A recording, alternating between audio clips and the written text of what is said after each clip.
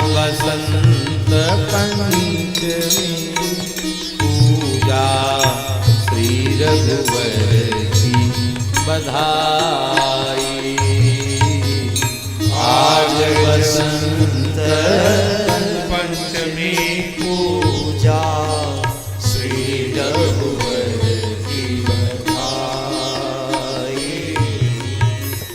श्री रघुवर सिंहासन बैठे, श्री रघुवर सिंहासन बैठे, श्री रघुवर सिंहासन बैठे, श्री रघुवर सिंहासन बैठे।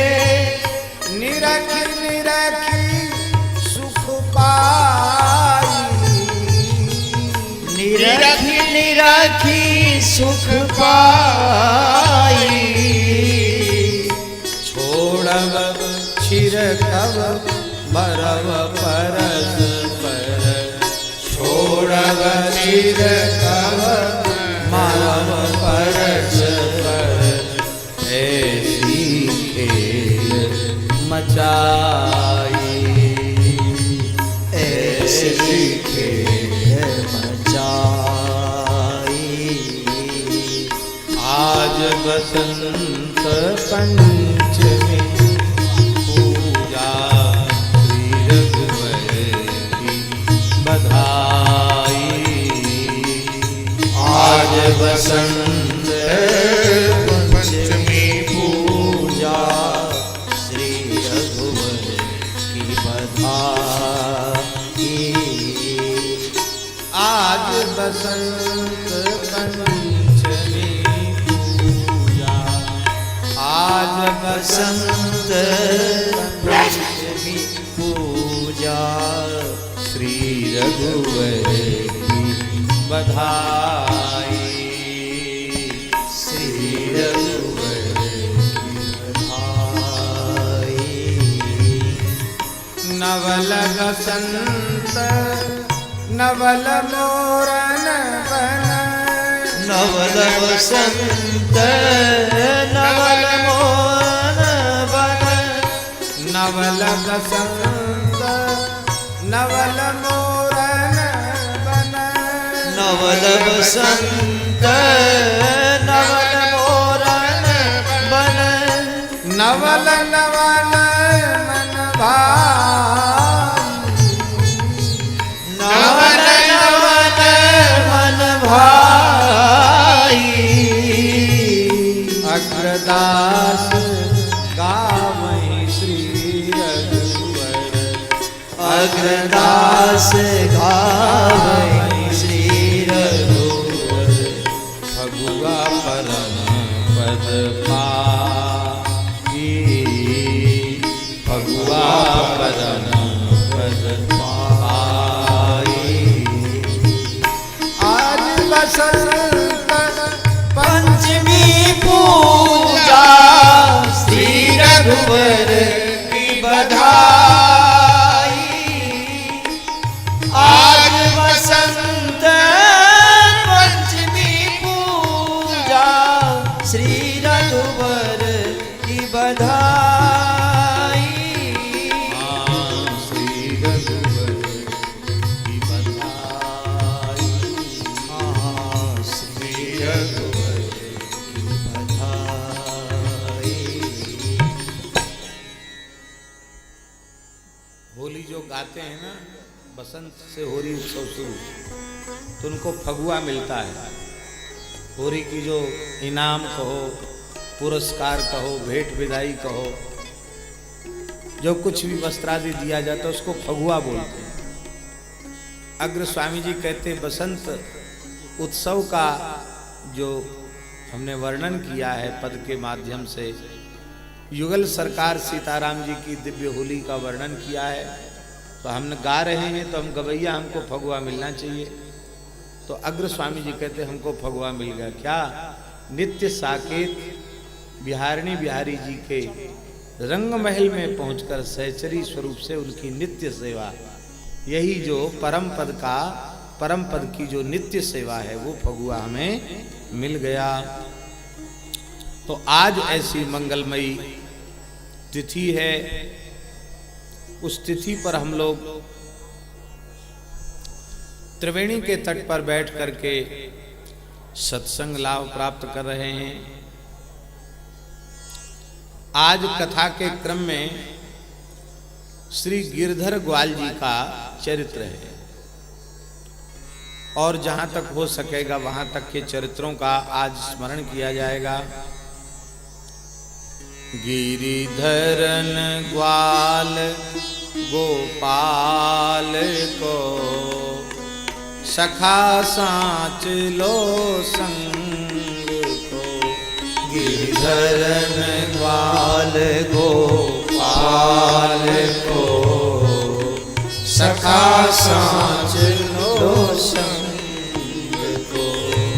गिरिधरन ग्वाल गोपाल को सखा साँच लो संग को।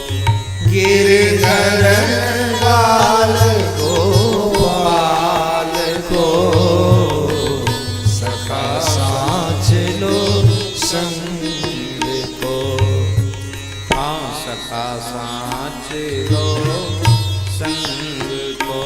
हाँ सखा साँच लो संग को। प्रेमी भक्त प्रसिद्ध गान अति गद गद वाणी। प्रेमी भक्त प्रसिद्ध गान अति गद गद वाणी। अंतर प्रभु सो प्रीति प्रगट रहे नाहिन छानी। अंतर प्रभु सो प्रीति प्रगट रहे नाहिन छानी। नृत्य करत आमोद विपिन तन बसन विसारे। नृत्य करत आमोद विपिन तन वसन विसारे। हाटक पट हित दान रीझि तत्काल उतारे। हाटक पट हित दान रीझि तत्काल उतारे। मालपुरे मंगल करन रास रचो रस रंग को। मालपुरे मंगल करन रास रचो रस रंग को। गिरिधरन ग्वाल गोपाल को सखा साँच लो संग को। गिरिधरन ग्वाल गोपाल को सखा साँच लो संग को। सखा साँच लो संग को। सखा साँच लो संग को। नाभाजी वर्णन कर रहे हैं कि श्री गिरधर जी ग्वाल जी गोपाल कृष्ण के सच्चे सखा और सच्चे साथी थे। ये अत्यंत प्रसिद्ध भक्त थे। प्रेमी भक्तों में आपकी अत्यंत प्रसिद्धि थी। प्रेम लक्षणा रसरूपा भक्ति आपके हृदय में सुप्रतिष्ठित हो चुकी थी। अतएव निरंतर आपके शरीर में अष्ट सात्विक भावों का उद्रेक रहता था। अश्रु कंप पुलक स्वेद आदि जो प्रेम के विकार हैं वे आपके देह में प्रकट दिखाई पड़ते थे।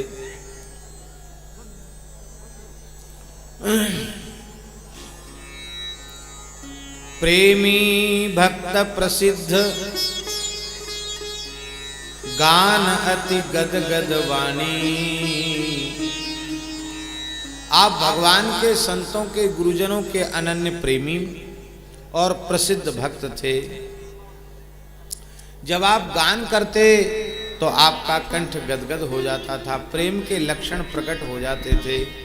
अंतर प्रभु सो प्रीति प्रगट रहे नाइन छानी।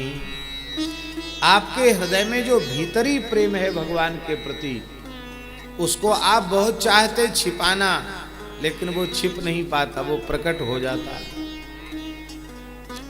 रहमन जी का एक दोहा है, खैर खून खांसी खुशी बैर प्रीति मदपान, रहीमन दावे ना दवे जानत सकल जहां। प्रेम भी छिपाए छिपता नहीं, प्रेमी के व्यवहार से ही प्रेम की अभिव्यक्ति होती है।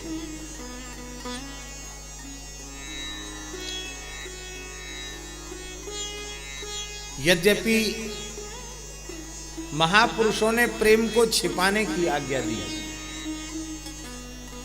मलुकदास जी महाराज की एक साखी है। मलुकदास जी कहते हैं,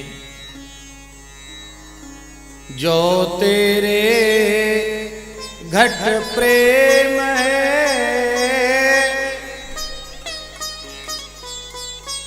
तो कहीं कहीं काहि जनाओ, अंतर्यामी जाने अंतर्गत को भाव। तेरे हृदय में प्रेम है तो उस प्रेम को तू दूसरों के सामने जनाने की कोशिश क्यों करता है? लोग हमको प्रेमी समझें। प्रेम एक ऐसी अतुलनीय संपत्ति है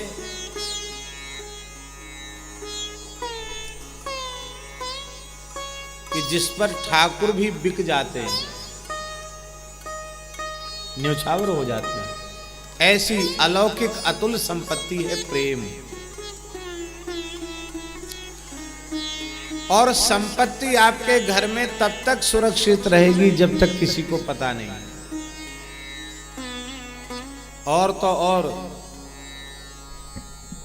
कहीं पत्नी को पता चल गया, यद्यपि उनसे छिपा कुछ नहीं है, पर पत्नी अथवा पुत्र को भी ज्ञात हो जाए तो भी समझ लो खतरा है। कभी पत्नी की बुद्धि बिगड़ी तो वही धीरे से कुछ न कुछ उठा के रख लेगी अलग से, अथवा कभी पुत्र जबरदस्त हुआ तो पुत्र भी उठा लेगा। एक गांव की घटना है आचार्य जी। एक त्रिपाठी ब्राह्मण थे, बड़े अच्छे सज्जन थे, तो बहुत बीमार हो गए। तो बीमार हो गए तो उन्होंने सोचा कि कुछ सोना गाड़ के रखा है घर में ही, पता लोगों को चलेगा नहीं, कहीं इधर उधर ना हो जाए। तो देखा कि अब तो मर ही जाएंगे, बचेंगे नहीं। तो उन्होंने अपने लड़के को, एक लड़का था गांव में रहता था और एक बाहर रहता था, तो जो लड़का गांव में रहता था उसको उन्होंने धीरे से बता दिया कि देखो अमुक जगह एक कांसे का बर्तन है, उसमें हमने कुछ सोना गाड़ रखा जमीन में। अब मर जाऊंगा, बचूंगा है नहीं, तो इसलिए तुम उसका बेईमानी मत करना। तुम्हारा भाई है और हमारी पुत्रियां भी हैं, सबको बांट देना, कुछ दान पुण्य कर देना, सोना रखा है। वो बताने के बाद भगवान की विचित्र लीला, डॉक्टर कहता था बचेंगे नहीं, वो बच गए, ठीक भी हो गए, बिल्कुल ठीक हो गए, चलने फिरने लगे। सत्य घटना सुना रहे हैं आचार्य जी। बिल्कुल चलने फिरने लगे, ठीक हो गए। फिर उन्हें एक बार मन में आया कि जहाँ हमने खोद करके गड्ढा करके गाड़ा था वो एकदम जमीन समतल थी, कच्चे मकान होते ना गांव देहात में, तो वहाँ कुछ गड्ढा सा दिख रहा है। वो लड़के ने खोद लिया पहले ही, तो उन्होंने तुरंत रात के समय, आधी रात के समय उसको खोदा तो वहाँ कुछ नहीं, जय सियाराम।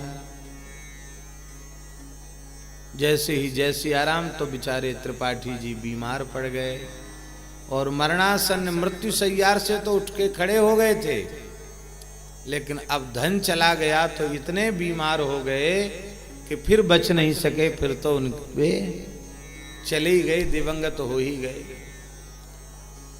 इसलिए लोग कहते हैं कि पुत्र शोक तो सहन कर सकता है मनुष्य, पर लोभी मनुष्य धन का शोक सहन नहीं कर सकता। धन इतनी बुरी चीज है हमारा। पुत्र शोक सहन कर लेगा पर धन का शोक सहन नहीं कर पाएगा।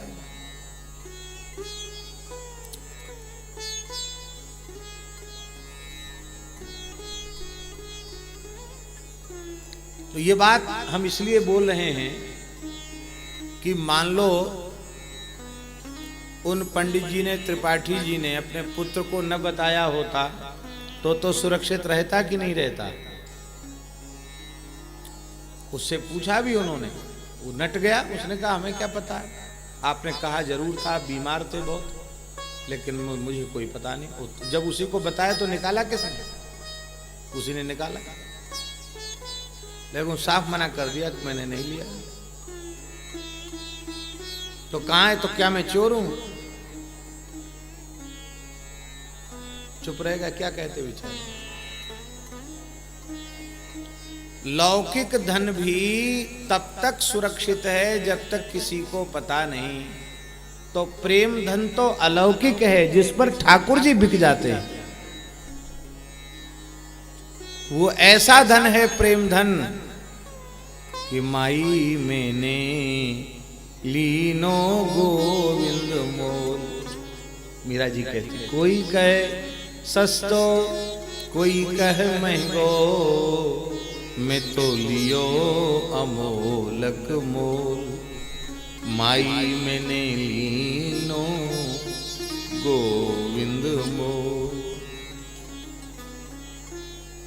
मीरा के प्रभु गिरधर नागर आवत प्रेम के मोल। प्रेम हो तो आप उनको खरीद सकते हैं। मिलहि न रघुपति बिनु अनुरागा, मिलहि न रघुपति बिनु अनुरागा।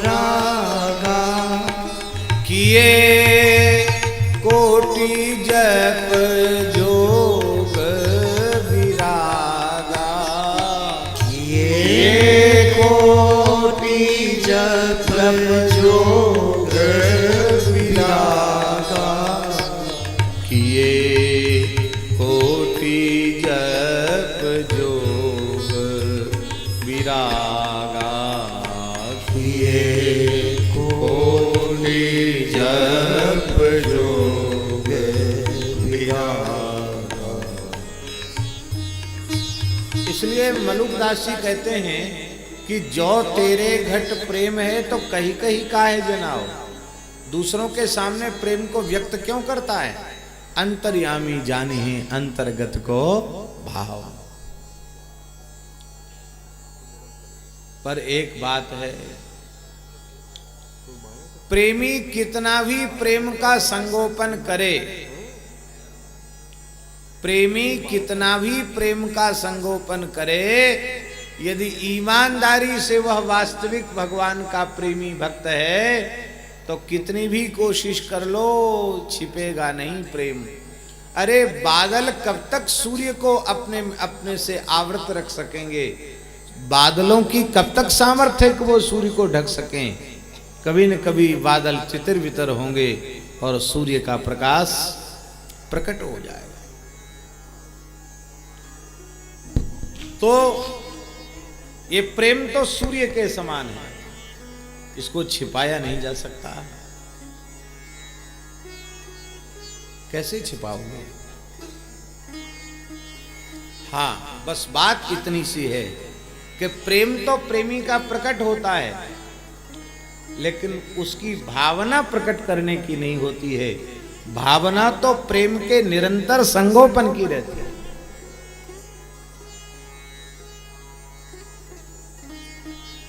हमारे पूज्य गुरुदेव श्री भक्तमाली जी महाराज, अनंत श्री संपन्न पूज्यपाद सदगुरुदेव श्री गणेश दास जी भक्तमाली जी महाराज, संस्कृत के परम विद्वान थे। कान्यकुब्ज विप्रकुल में उनका नैमिषारण्य क्षेत्र में जन्म हुआ, त्रिपाठी कुल में, और काशी में उन्होंने अध्ययन किया, संस्कृत के भी ग्रंथ लिखे। और ये भक्तमाल 4 खंड का तो उन्हीं का प्रसाद है। पर अपने संपूर्ण जीवन में उनके संगोपन का स्वभाव ऐसा था कि वो जीवन भर अपने को छिपा कर रखा उन्होंने। लेकिन हम आपसे पूछते हैं, चाहे जितना छिपा के रखा, क्या छिप पाए? आचार्य जी, घटना है, महाराज जी का ये शताब्दी वर्ष चल रहा है, इसलिए उनके पवित्र संस्मरण, उनकी चर्चा किए बिना वक्तव्य पूर्ण नहीं हो सकता। बरसाना में गहुवर वन में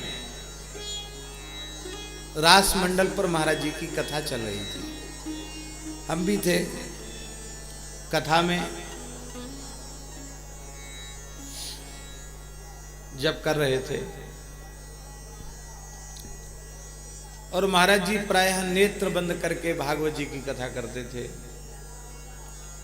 और न कहीं विशेष व्याख्यान करते थे, कहीं कोई स्तुति प्रकरण की कोई विशेष बात हो तो उसको कह करके आगे बढ़ जाते। और ऐसी मर्यादित कथा कहते थे, सप्ताह कथा, कि आप मूल ग्रंथ लेकर सामने बैठ जाइए, आप कहेंगे कि एक श्लोक भी महाराज जी नहीं, सबका स्पर्श करते हुए चलते। और ठीक विश्राम पर नित्य पहुंच जाते। वो 8 घंटे नित्य कथा कहते, 8 घंटे, ये उनका नियम था।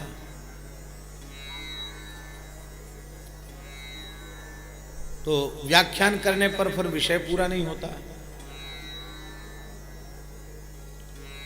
और दमोह के एक पंडित जी थे, पंडित श्री शिवशंकर जी दीक्षित, संकीर्तनाचार्य श्री दादाजी, उन्होंने महाराज जी को आग्रह किया कि महाराज जी, जैसे आपने क्रम से भक्तमाल सुनाया है, ऐसी भागवत भी क्रम से सुनाया जाए, सत्संग क्रम से। महाराज ने कहा ठीक है।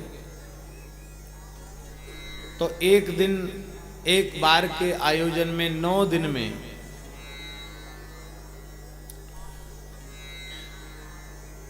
6-7 घंटा रोज बोलते महाराज जी, और 9 दिन में श्रीमद् भागवत का पद्म पुराणोक्त महात्म्य हुआ, 6 अध्यायों का महात्म्य हुआ 9 दिन में। स्कंद पुराणोक्त महात्म्य तो कहीं नहीं पाए, पद्म पुराणोक्त महात्म्य 9 दिन में हुआ, और 6 घंटा रोज बोलते थे। और अंत में कहा कि भागवत के महात्म पर ही कथा संपन्न होती है। ये संक्षेप में भागवत का महात्म्य कहा गया है, समय का संकोच है, यहीं विराम अपनी वाणी को देते हैं।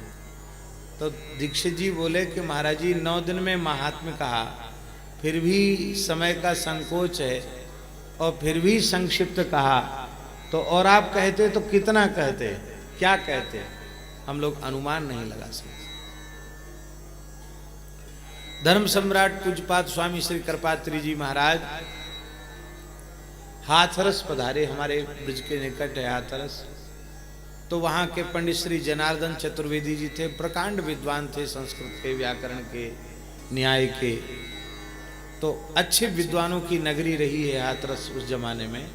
तो सभी विद्वानों ने महाराज जी को आग्रह किया, कृपात्री जी को, कि आप कुछ सुनावें, भागवत जी में से कुछ सुनावें, ऐसा सुनावें जो विद्वत भोग्य हो।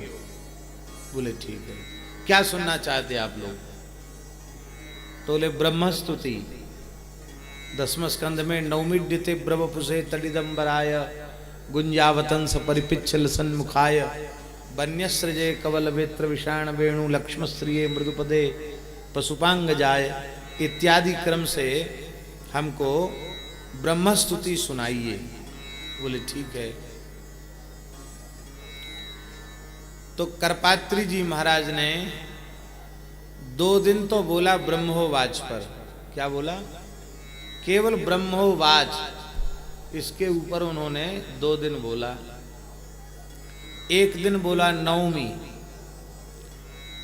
3 दिन हो गए, चौथे दिन बोला ईड्यते, इसके ऊपर बोला नवमीड्यते। फिर चौथे दिन अभ्र बपुसे,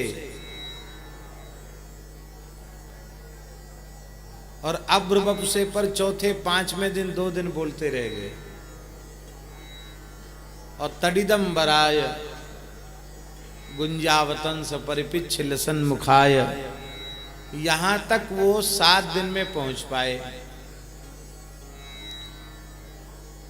फिर आखिरी में तो पूरा श्लोक पढ़ दिया उन्होंने, पशुपांग जाय की कुछ व्युत्पत्तियां कह करके।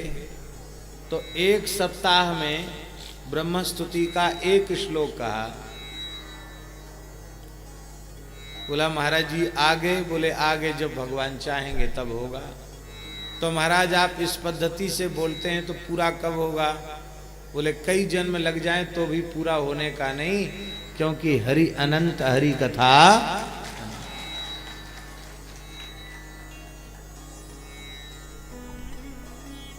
विलक्षण।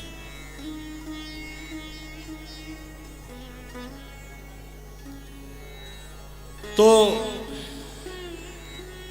किस प्रकरण में हम स्मरण कर रहे थे, याद दिलाइए। प्रेमी, प्रेमी, प्रेम के प्रकरण में। तो हम ये स्मरण कर रहे थे कि महाराज जी ने इतने लंबे समय तक उन्होंने प्रवचन किया और कहा कि संक्षेप में महात्म्य कहा, तो विस्तार से क्या कहते हैं?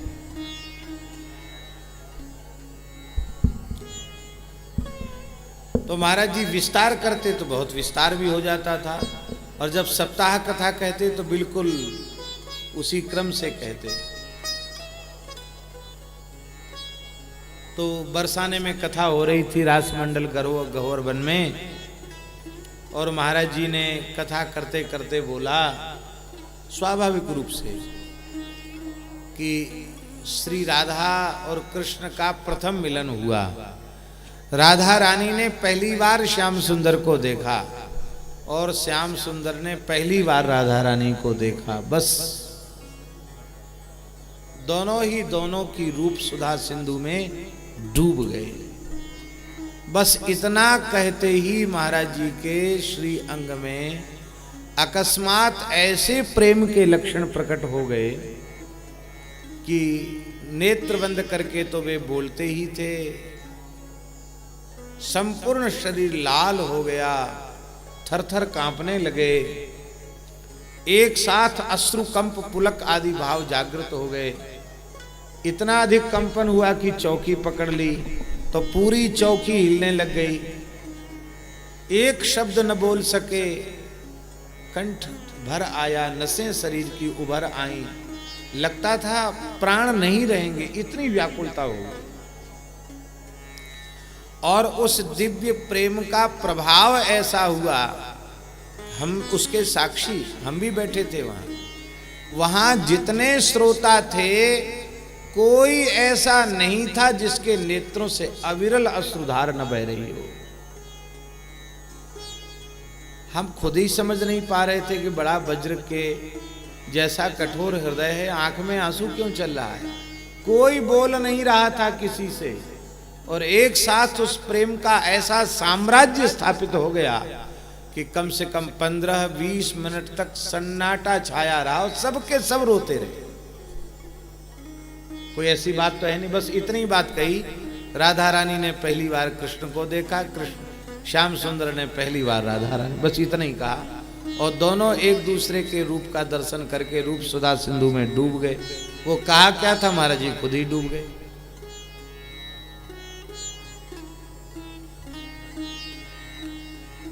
हमको एक संत ने सारा क्या कीर्तन कराइए, तो हमने कोशिश की कीर्तन कराने की, हमारा भी गला भरा हुआ था, कैसे बोलें, बोलना मुश्किल हो रहा था। जैसे तैसे बोलना आरंभ किया, और फिर कीर्तन के बाद महाराज जी ने फिर प्रयास किया कि हम प्रकृतिस्थ होकर फिर कुछ आगे कहें, लेकिन फिर पुनः वही स्थिति हो गई, बिना कुछ कह ही नहीं पाए। कहना चाहते थे, कुछ कह नहीं सके, फिर वैसी ही स्थिति होगी। अंत में कथा बंद हो गई। थोड़ी देर ही कथा हो पाई थी, एक डेढ़ घंटे कथा का समय शेष था, आगे कथा हो नहीं सकी। महाराज जी को वहीं थोड़ा आरती करके कक्ष में लाया गया और महाराज जी पौड़ गए, कुछ नहीं बोले, न कुछ खाया न पिया। फिर शाम तक स्थिति ठीक हुई। फिर महाराज जी ने 2 समय कथा थी, तो फिर शाम को 3 बजे से महाराज जी फिर बैठ गए, व्यासपीठ पर कथा कहने लगे। आज कुछ भी ग्रहण नहीं किया। रात्रि का समय था, महाराज जी पौड़े हुए थे, हम उनके श्री चरण तल को धीरे धीरे दबा रहे थे। तो हमने महाराज जी से पूछा, बालक ही तो थे, हमने महाराज जी से पूछा कि महाराज जी आपको क्या हो गया था कथा कहते कहते, आप रोने लग गए और सब लोग रोने लगे, क्या हो गया? ऐसी तो कोई बात नहीं थी, क्या हो गया? तो जैसे ही हमने महाराज जी को स्मरण दिलाया, फिर वही स्थिति हो गई, फिर शरीर थर थर कांपने लग गया, फिर प्रेम के लक्षण प्रकट हो गए, फिर अत्यंत व्याकुल हो गए। तब हमारी समझ में आया कि वह जो भाव दशा है वो अभी शांत नहीं है, पता नहीं कैसे बोल पाए होंगे, अभी वही धुन उनके, वही प्रेम का नशा चढ़ा हुआ है। अविरल अश्रुधार बहने लगी और महाराज जी ने अत्यंत गदगद कंठ से कहा, पंडित जी हम अपने हृदय की बात किससे कहें? हमको अपने आप को भाव और प्रेम से बचाना पड़ता है, तब कुछ कह पाते हैं। तनिक स्पर्श हो जाए फिर हम कुछ बोल नहीं सकते। अब देखिए हम लोग हैं जो ऐसी कोशिश करते हैं कि ऐसे आंसू नहीं आता तो थोड़ा पेपरमेंट लगा के आ जाए या मिर्चा लगा के आ जाए आंसू, लोग कम से कम समझें तो सही कि ये बड़े प्रेमी हैं। कुछ ऐसी भाव वाली बात कहना सुनना चाहते हैं जिससे हमारी ये बात सिद्ध हो जाए कि बड़े प्रेमी हैं। तो हम तो जानबूझकर भाव की ओर ले जाने का प्रयास करते हैं अपने को, श्रोताओं को, और एक वे महापुरुष जो भाव से बचाकर अपने को कथा कहते हैं, प्रेम से बचाकर अपने को कथा कहते हैं। पर हमारे निवेदन करने का प्रयोजन ये है कि प्रेम फिर भी प्रकट तो हो जाता है। खूब छिपाया उन्होंने, लेकिन नहीं छिपा सके। हुआ यह था कि वे नेत्र बंद करके बोलते थे तो वह झांकी उनके सामने प्रकट हो गई। श्याम सुंदर श्री राधा रानी की ओर देख रहे हैं, राधा रानी श्याम सुंदर की ओर देख रही हैं, और परस्पर युगल की अवलोकन और उनका प्रेम, बस वो प्रत्यक्ष देखते ही महाराज जी व्याकुल हो।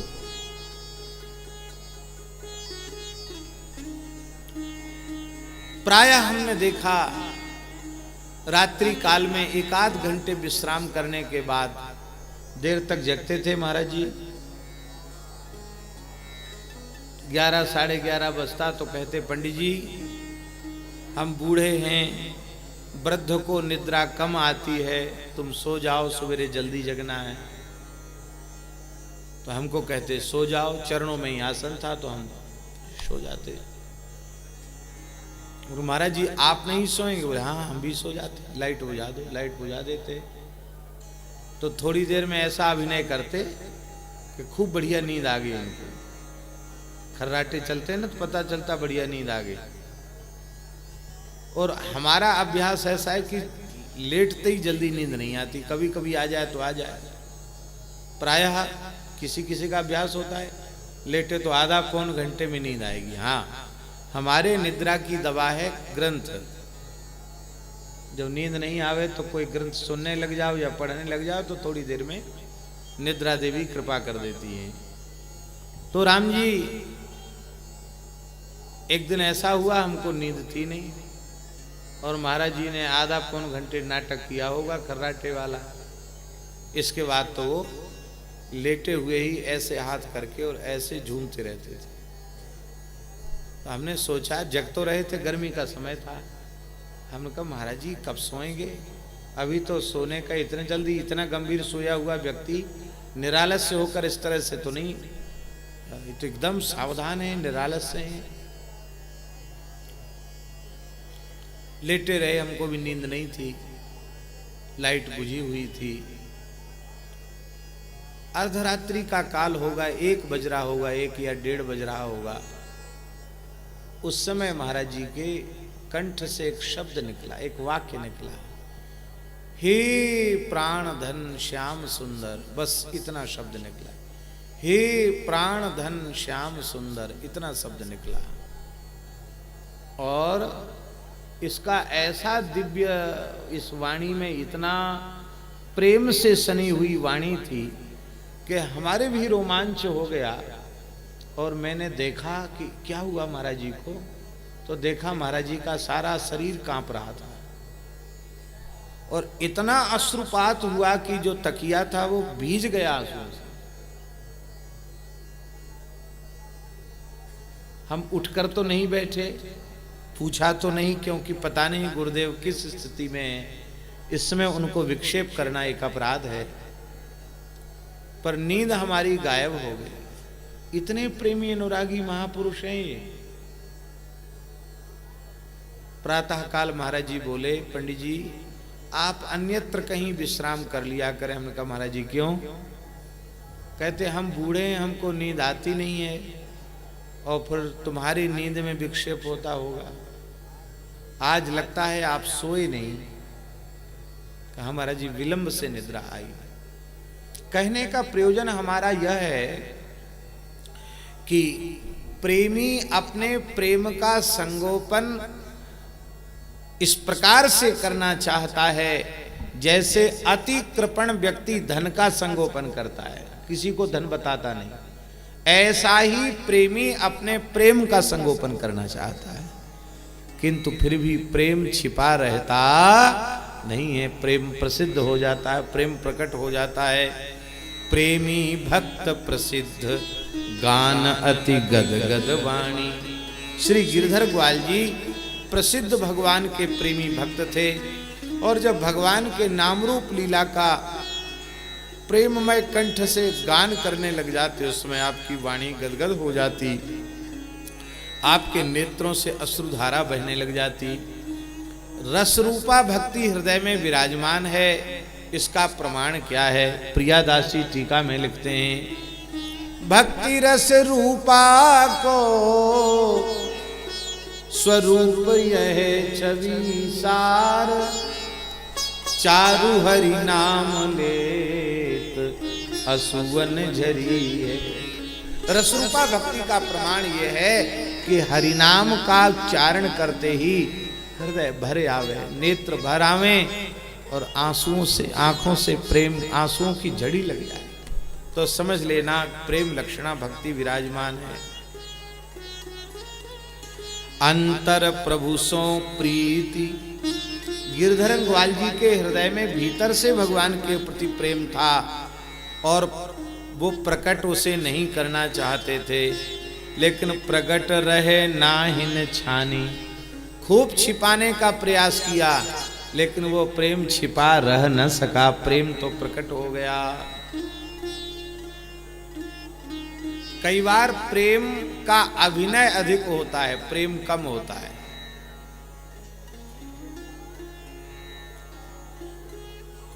भरत जी के साथ अयोध्यावासी श्री रघुनाथ जी को मनाने के लिए चित्रकूट के लिए जाने की तैयारी कर रहे थे।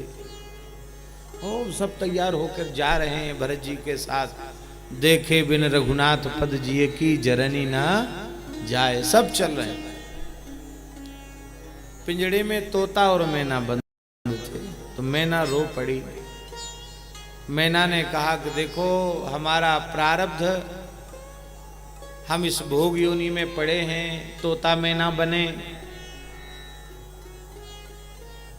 और तोता मैना बन के भी उन्मुक्त पक्षी नहीं बने, पिंजड़े में आकर बंद हो गए। हम भी मुक्त होते, पिंजड़े में न होते, तो हम भी उड़ चलते चित्रकूट की ओर, श्री रघुनाथ जी का दर्शन करते, किशोरी जी का दर्शन करते, लखनलाल जी का दर्शन करते। हम कितने हतभाग्य हैं, हम भगवान का दर्शन करने नहीं जा रहे हैं। ये अयोध्या के लोग कितने प्रेमी हैं। तोता बोला मैना से चुप रहे बाबरी। बाबरी जानते हैं ना? नहीं, ब्रजभाषा का शब्द है बाबरी, पगली। बाबरी चुप रहे। क्यों? बोले प्रेमी तो दो ही थे, एक चला गया एक है, बाकी तो सब पिछलगुआ है। कौन कौन? बोले एक प्रेमी तो चक्रवर्ती महाराज दशरथ। बंदऊ अवध भुवाल, बंदऊ अवध भुवाल, सत्य प्रेम जहि राम पद, बिछुरत दीन दयाल, प्रिय तनु तृण इव परिहर्यु। प्रिय तनु, अत्यंत प्रिय शरीर को तृण के समान त्याग दिया। भरत जी, दशरथ जी सत्य प्रेमी और भरत जी दशरथ धन सुनी धन दल जाए।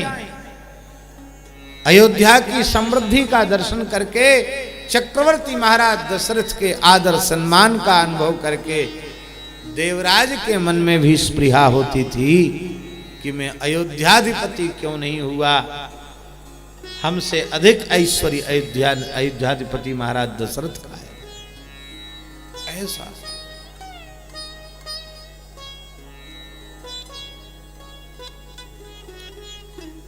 अयोध्या की संपत्ति श्री सामान्य नहीं थी और वह राज्य सर्वसम्मति से भरत जी को दिया गया है। सब कोई विरोधी नहीं है। माता ने तो वरदान ही मांग लिया और उस संकट की घड़ी में सुमित्रा और श्री कौशल्या जी भी यही कह रही हैं कि तुम्हें सिंहासन स्वीकार करना चाहिए। मंत्री भी यही कह रहे हैं। अरे राम जी कहां तक कहें, कुल गुरु वशिष्ठ भी यही कह रहे हैं। वत्स नाराज के जनपदे, नाराज के जनपदे। वाल्मीकि रामायण का पारायण जो लोग करते हैं उनको पता होगा, उस सर्ग में कई श्लोक हैं। नाराज के जनपदे, नाराज के जनपदे। जिस जनपद का कोई राजा नहीं होता वहाँ वेदों का स्वाध्याय नहीं होता, वहाँ यज्ञ नहीं होता, वहाँ ये हो जाता, वहाँ वो हो जाता। इसलिए बिल्कुल अराजकता न फैले उसके पहले ही तुम्हें सिंहासन को स्वीकार कर लेना चाहिए, क्योंकि सिंहासन सूना नहीं रह सकता।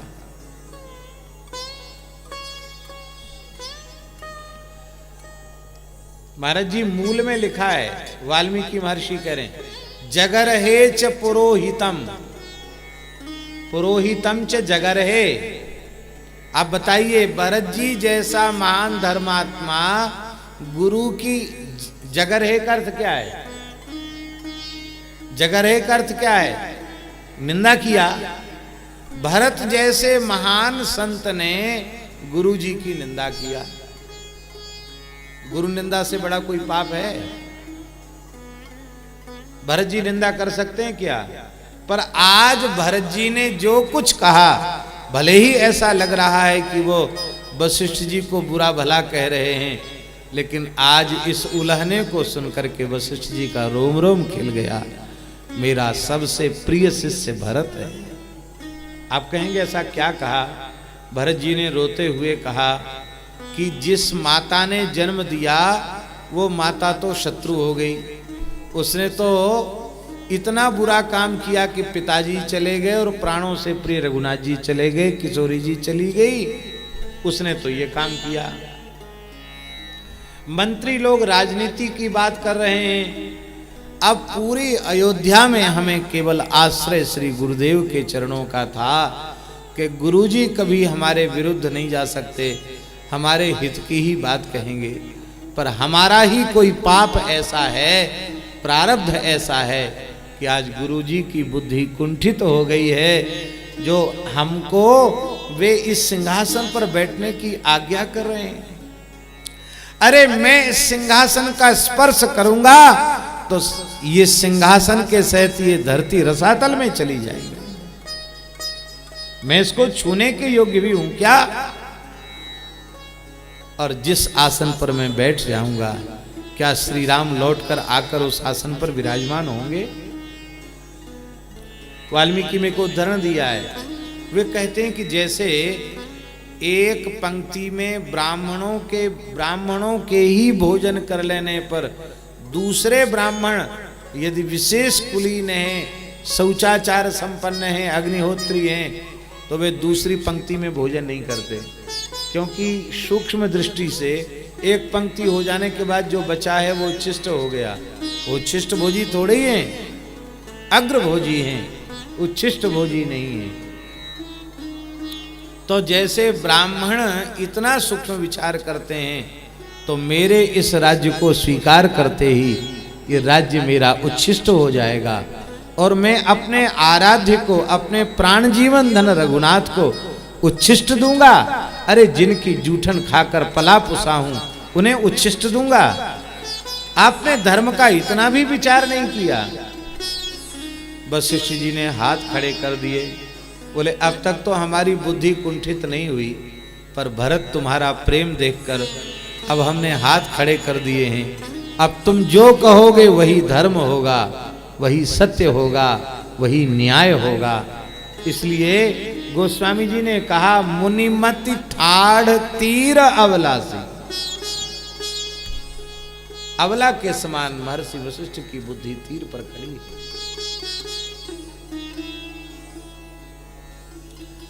तो एक प्रेमी तो दशरथ जी और दूसरे प्रेमी भरतलाल जी, जो अयोध्या की समृद्धि को ठुकरा करके राम जी की ओर चल पड़े।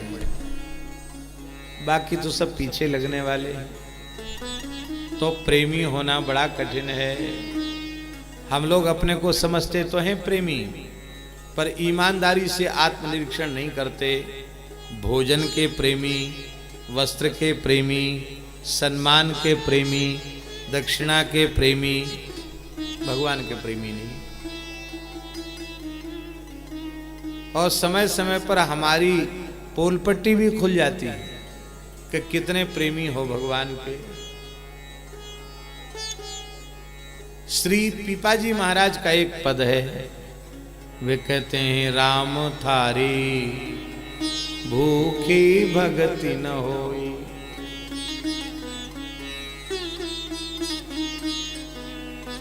वे कहते भूखे भक्ति नहीं हो सकती। 8 अवारे 8 सवारे 16 दे गोपाला, इतने में जो एक घटे तो ये ल्यो थारी माला। राम तेरी भूखा भगति न होई। सवेरे 8 रोटी चाहिए, पतली पतली नहीं, मोटी मोटी। और फिर संध्या को 8 रोटी फिर चाहिए। 8 सवारे 8 अवारे हैं, 16 दे गोपाला, 16 रोटी चाहिए। और इनमें से एक घट गई ना, 16 की 15 रह गई, तो ये लो थारी माला। और किसी पे भजन करवा लेना, हमसे भजन नहीं होगा। इस पद में संत पीपाजी कह रहे हैं कि संसार तो भक्ति करता जरूर है, पर कोई भोजन के लिए करता है, कोई वस्त्र के लिए करता है, कोई मान बड़ाई पद प्रतिष्ठा के लिए करता है, कोई लौकिक कामना की पूर्ति के लिए करता है। श्री ठाकुर जी के लिए ठाकुर जी का भजन करने वाले तो दुर्लभ हैं, पर जो भगवान के लिए भगवान का भजन करते हैं, हे नाथ आपके चरण कमलों का अनुराग छोड़कर और हमें कुछ भी नहीं चाहिए। भोजन मिले न मिले, अन्न मिले न मिले, वस्त्र मिले न मिले, वायु भी मिले न मिले, बिना प्राण वायु के भी हम रहना स्वीकार कर सकते, पर आधे क्षण के लिए भी आपको भूले नहीं, आपसे विमुख न हो, ये भाव होता है। इसलिए अंतर प्रभु सो प्रीति प्रगट रहे नाहिन छानी। अंतर प्रभुसों प्रीति प्रकट रहे, नाहिन छानी छिपाए छिपती नहीं, हृदय की प्रीति प्रकट हो जाती। आप सोचते कि कीर्तन करने का मन तो खूब कर रहा है, पर यहां कीर्तन करेंगे तो कहीं कीर्तन में प्रेमावेश हो गया तो लोग चारों ओर से घेर लेंगे तो विक्षेप होगा। तो किसी घोर जंगल में, निर्जन जंगल में जाकर आप कीर्तन करते। हम तो भीड़ भाड़ देख के करते हैं कीर्तन, और श्री गिरधरन ग्वाल जी किसी एकांत निर्जन जंगल में जाकर भगवान नाम संकीर्तन करते। नृत्य करत आमोद विपिन तन बसन विसारे, विलज्ज उदगायति नृत्यते च मदभक्ति युक्तः भुवनम पुनाति। लज्जा छोड़कर भक्त गाने लग जाता है, नाचने लग जाता है। ऐसा भक्त त्रिभुवन को पवित्र कर देता है। बहुत ध्यान से सुने, जब भक्त बैठकर संकीर्तन करता है प्रेम पूर्वक, तो श्री ठाकुर जी अपने धाम को छोड़कर आ जाते हैं। नाहम वसामि वैकुंठे योगिनाम हृदयेन च मदभक्ता यत्र गायत्री तत्र तिष्ठामि। नारद भगवान आ जाते हैं। तो भक्त जब बैठकर नाम संकीर्तन करता है, भगवान की लीला संकीर्तन करता है, तो ठाकुर जी अपने नित्य धाम से पधार कर खड़े होकर कीर्तन सुनते हैं। खड़े होकर, इतना आदर है उनका।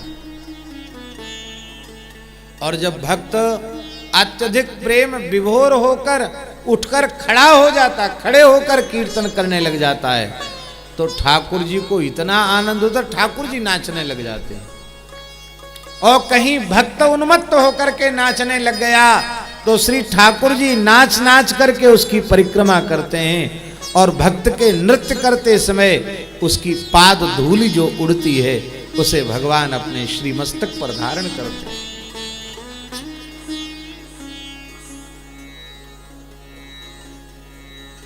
भैया नाचते तो सब हैं, पत्नी के आगे, बच्चों के आगे, पुलिस के आगे, थानेदार के आगे, अधिकारियों के आगे, सेठ साहूकारों के आगे, नेता अभिनेताओं के आगे, सब दुनिया नाच रही है। कोई काम के अधीन होकर, कोई क्रोध के अधीन होकर, कोई लोभ के अधीन होकर। अरे नारायण, 84 योनियों में हम लोग नाचे ही तो रहे, 84 लाख योनियों में।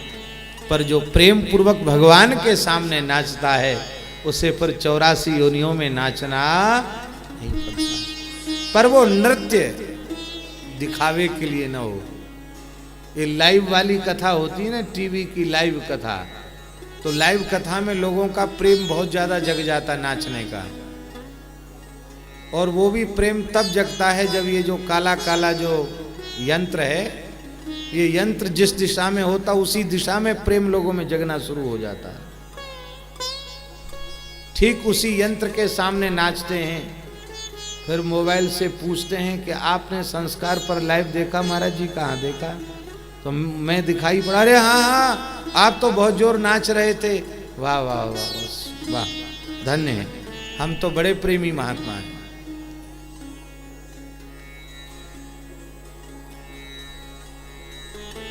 ऐसा नृत्य हो तो ठाकुर जी नाचते नहीं।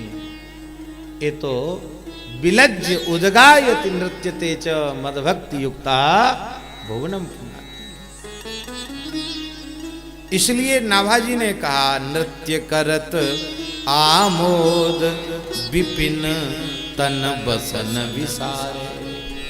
भगवान नाम संकीर्तन करते करते, नृत्य करते करते आपको वस्त्र की सुध नहीं रहती, आपको देह की सुध नहीं रहती। और कथनचित कोई प्रेमी इनका कीर्तन सुनकर वहां पहुंच गया तो वे इतने प्रसन्न हो जाते, उसको प्रेमी के मनुष्य के रूप में नहीं देखते, उनको लगता आज मेरे ठाकुर आ गए इस रूप में, क्योंकि सब में भगवान को देखने लग जाते। तो अब क्या दें, तो अपने आभूषण, अपने वस्त्र ही उतार कर फेंकने लग जाते, लुटाने लग जाते। ऐसे महात्मा हाटक पटहित दान रीझ तत्काल उतारे। मालपुरे मंगल करण। एक बार प्रेमी भक्तों के मंगल के लिए, कल्याण के लिए आपने मालपुर में रास का आयोजन किया।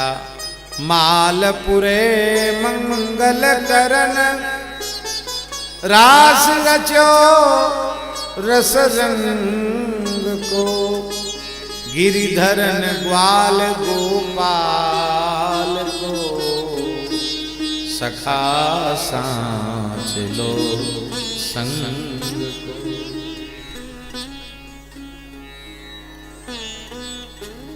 उस रास में ऐसी अद्भुत रस की वर्षा हुई कि जितने दर्शक थे सब प्रेम के रंग में रंग गए। नाभाजी कहते हैं कि इसमें कोई विशेषता की बात नहीं, इनमें इतना प्रेम क्यों? बोले गिरिधरन ग्वाल गोपाल को सखा सांच लो संग को। श्री गिरिधरन ग्वाल जी तो द्वापर युग में श्री कृष्ण के अभिन्न सखा थे, तो भगवान का सखा ही इस जन्म में कलिकाल में जीवों को भक्ति प्रदान करने के लिए श्री गिरधरन ग्वाल जी के रूप में प्रकट हुए। तो स्वाभाविक है वो तो भगवान के नित्य परिकर ही थे। जब भगवान ने गोवर्धन धारण किया तो इन्होंने अपनी लठिया लगा करके अपना सख्य प्रदर्शित किया था। गोपाल जी के साथ गोचारण लीला में साथ साथ रहते थे, माखन चोरी में भी साथ साथ रहते थे, और ठाकुर जी को गा बजाकर भी सुनाते थे। और इतना ही नहीं, ठाकुर जी को ताल ठोकर कुश्ती लड़ना, कुश्ती के दाव पेच भी सिखाते थे। इसलिए गिरधन ग्वाल जी कहीं संगीत पढ़ने नहीं गए, जन्मांतरीय संस्कार से संगीत भी उन्हें प्राप्त हो गया। कहीं मल्ल विद्या सीखने नहीं गए, पर जन्मांतरीय संस्कार से ही सुगठित सुदृढ़ मल्ल के जैसा, वज्र के जैसा शरीर आपको प्राप्त हुआ। और जन्मांतरीय संस्कार के कारण ही गोचारण में आपकी स्वाभाविक प्रीति हो गई, गो सेवा में आपकी स्वाभाविक प्रीति हो गई। ऐसे आप थे, इसलिए उनको सांचलो सखा कहा, सच्चा सखा कहा। माने केवल कलयुग के इस शरीर से नहीं, वो तो पिछले शरीरों से भी भगवान के ही सखा थे। बोलो भक्तवत्सल भगवान की जय जय श्री राम। गिरधरन ग्वाल जी का जन्म पवित्र ब्राह्मण कुल में हुआ था। नाम से ऐसा लगता है गिरधरन ग्वाल गोपाल को हैं, सखा सांचलो संग को। ग्वाल से लगता ग्वाला जाति, पर जाति से ग्वाला नहीं थे, भाव से ग्वाला था हैं? इनका जन्म ब्राह्मण कुल में हुआ था और गोपाल के भक्त थे और गोवंश के भक्त थे। महान गो भक्त थे, गो सेवी थे। गो माता की कृपा से आपके पास अटूट संपत्ति थी, अपार संपदा घर में थी, रिद्धि सिद्धि अटखेलियां करती थी आपके यहाँ, और गोचारण में आपकी सहज प्रीति थी। गैया चराते चराते जंगल में जाते तो कीर्तन करके नाचने लग जाते, तो लोगों ने कहा भैया हैं तो ब्राह्मण देवता, पर ये ग्वाल जी ग्वाल वाल वेश में ही रहते हैं, इसलिए ग्वाल जी नाम से इनकी प्रसिद्धि हो गई। वहीं कृष्ण गोपाल का सानिध्य प्राप्त करके आप नाचने लग जाते, और गो सेवा की महिमा से आपके घर में अपार समृद्धि थी। एक बात कहें, सरस्वती और लक्ष्मी का विवाद है। आज सरस्वती जी का पर्व भी है, तो जिन पूज्य ब्राह्मणों पर सरस्वती जी अत्यंत प्रसन्न होती हैं, लक्ष्मी जी कुछ उनके अधिक अनुकूल नहीं रहती हैं, क्योंकि ज्ञान विज्ञान संपन्न ब्राह्मण उनके चित्त में धन का भाव, धन का आकर्षण रहता नहीं है। कथनचित आया भी तो कितने जल्दी लुटाकर वे फिर अकिंचन बन जाएं। वस्तु ये वृत्ति उनकी होती है, लुटाकर, सर्वस्व लुटाकर अकिंचन हो जाना चाहते हैं। तो वे जब धन का आदर ही नहीं करते तो धन की अधिष्ठात्री लक्ष्मी भला उनके निकट क्यों रहने लगी।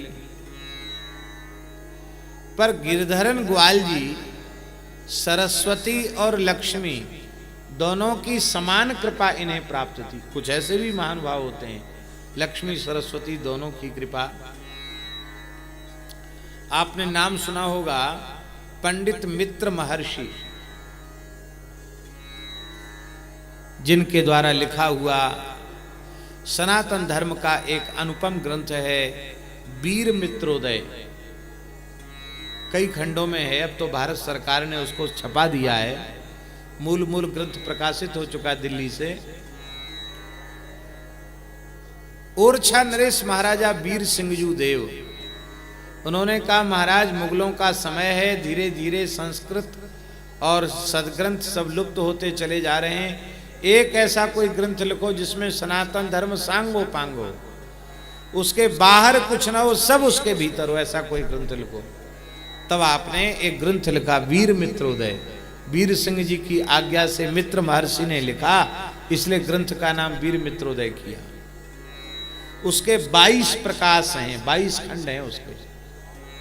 उनमें अलग अलग है, जैसे वर्णाश्रम प्रकाश, धर्म प्रकाश, अर्थ प्रकाश, राजनीति प्रकाश, पूजा प्रकाश, ज्योतिष प्रकाश। तो एक एक विषय में, एक एक प्रकाश में एक एक विषय का विवेचन किया है महर्षि मित्र महर्षि ने।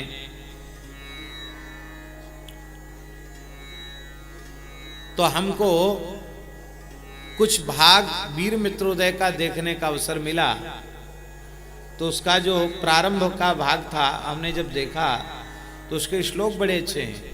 उसमें वो लिख रहे हैं, अपने वंश का परिचय दे रहे हैं। तो कहते हैं कि मेरे घर में एक झगड़ा हमेशा मचा रहता है। किसका? बोले एक लक्ष्मी और सरस्वती का विवाद। सरस्वती कहती हैं कि मैं इस ब्राह्मण पर अधिक कृपा मैं ही करूंगी, क्योंकि ब्राह्मणों की संपत्ति तो मैं ही हूँ। और लक्ष्मी जी विवाद करती कि नहीं, तुमसे ज़्यादा कृपा मैं करूंगी, क्योंकि ऐसे सदाचारी, धर्मज्ञ, सत्य, सदाचार निष्ठ, धर्मनिष्ठ पुरुष के पास ही, उदार दानशील पुरुष के पास ही रहने में हमारी शोभा है। इसलिए तुमसे अधिक कृपा मैं करूंगी। लक्ष्मी और सरस्वती का विवाद मेरे घर में सदा छिड़ा रहता है, अर्थात ज्ञान और लक्ष्य धन दोनों का मैं भंडार हूं। भैया प्रत्येक गाय कामधेनु है। आप श्रद्धा पूर्वक सेवा करें तो सब इच्छाएं गो सेवा से ही आपकी पूर्ण हो जाएंगी। ये गुवाहाटी वाली माता जी बैठी है। अब इनको संकोच होगा, लेकिन महाराज ये तमाम लोगों की कामनाएं पूरी कर चुकी हैं। हम लोगों में इतनी ताकत नहीं है कि हमारे आशीर्वाद से किसी की कामना पूरी हो जाए, पर इन्होंने तमाम लोगों को, कितनों के बेटा पोता हो गए, कितनों के ऐसे असाध्य काम पूरे हो गए। आप भीड़ इकट्ठी मत कर देना, परेशान नहीं करना उनको। इन्होंने नहीं किया कुछ भी, ये परम गोभक्ता हैं। तो जिस किसी ने कोई भी समस्या इनके सामने रखी, इन्होंने कहा श्रद्धा पूर्वक गो सेवा करो और इतने दिन करो, हो जाएगा काम। हो गया उसका काम। श्रद्धा और विश्वास की कमी के कारण गाय में पशु का दर्शन होता। गाय पशु नहीं है, गाय के रूप में साक्षात परमात्मा है। प्रत्येक गाय कामधेनु है। प्रत्येक तुलसी का पौधा कल्प वृक्ष है। जो चाहो तुलसी जी से मिल जाएगा। कल्प वृक्ष है महाराज जी। और हम तो कहेंगे कल्प वृक्ष से बढ़कर है। कल्प वृक्ष केवल स्वर्ग की संपत्ति दे सकता है, मोक्ष नहीं दे सकता, भगवत प्रेम नहीं दे सकता, पर तुलसी भोग भी दे सकती हैं, मोक्ष भी दे सकती हैं, भगवत प्रेम भी दे सकती हैं। दे सकती नहीं, देती हैं। इसलिए या दृष्टा निखिलाघ संग समुनि स्पृष्टा पुष्पावनी। या दृष्टा निखिलाघ संग समनी स्पृष्टा बपुष्पावनी रोगाणाम अभिवंदिता निरसनी शिक्तांत कत्रासनी प्रत्यासक्ति विधायनी भगवतः कृष्णस्य संरोपिता न्यस्तात्तच्चरणे विमुक्ति फलदा तस्यै तुलस्यै नमः। या दृष्टा निखिलाघ संग समनी, तुलसी जी दर्शन मात्र से संपूर्ण पाप राशि को भस्म कर देती, केवल दर्शन से, स्पर्श से शरीर को पवित्र कर देती है। इसलिए जब तक तुलसी माला धारण न करो तब तक भगवत विग्रह के स्पर्श का अधिकार नहीं होता। भगवान की सेवा पूजा में तुलसी अवश्य धारण करते हैं। ये शरीर मलमूत्र का भांड है, कभी पवित्र नहीं होता, चाहे जितना धो मांजो। तो ये भगवत सेवा के योग्य कैसे बने, उपासना के योग्य कैसे बने? गले में तुलसी जी विराजमान हो जाएं तो शरीर भगवान की सेवा की योग्य हो जाता। स्पृष्टा बपुष्पावनी रोगाणाम अभिवंदिता निरसनी। अभिवंदिता रोगाणाम निरसनी, जो नित्य श्रद्धा पूर्वक तुलसी को प्रणाम करते हैं उनके शरीर में रोग पैदा नहीं होते, भयंकर रोग पैदा नहीं होते। और कोई तुलसी जी में नित्य जल चढ़ाने लग जाए तो अंतकत्रासनी, यमदूत यमराज डर जाते हैं।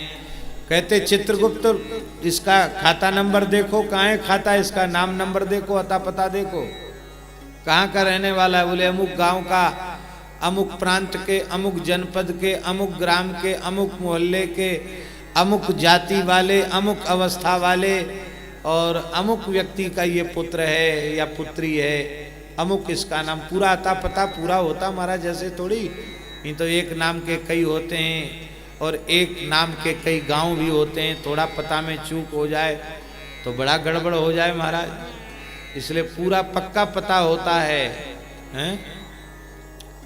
जिसको कहते हैं ना पोस्टल एड्रेस।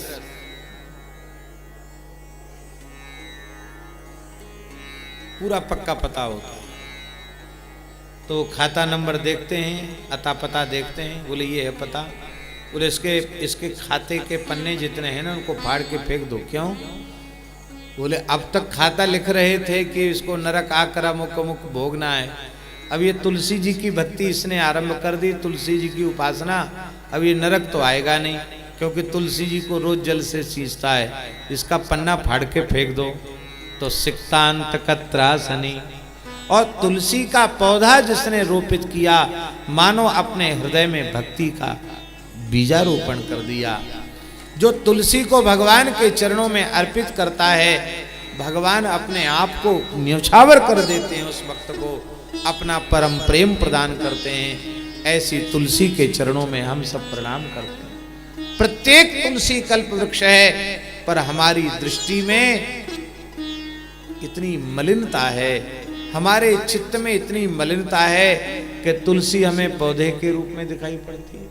अब तो महाराज लोगों ने कहा ना तुलसी शरीर के लिए बड़ी फायदेमंद, तो जैसे बकरियां चर जाए ना पेड़ पौधा, ऐसी लोग तुलसी का पौधा देखा नहीं, स्नान किया नहीं। कि हम देखते हैं घूमने फिरने वाले लोग सवेरे घूमने जाते हैं तो खाली पेट तुलसी का पत्ता खाना चाहिए, जूता पहरे हुए हैं, और ऐसे नोच करके तुलसी को खाने लग जाते हैं। ध्यान से सुन लो, महद अपराध है। बिना स्नान के, शरीर में तेल मर्दन करके, अशुचि अवस्था में, निषिद्ध दिनों में जो तुलसी का स्पर्श करते, तुलसी का चयन करते, वो घोर नरक में जाते हैं।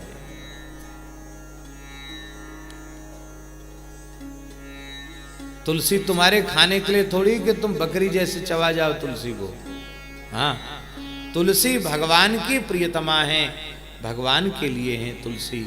इसलिए तुलसी दल को महाराज जी उतारने की विधि है, कैसे उतारें, कैसे प्रणाम करें, कैसे तुलसी दल उतारें।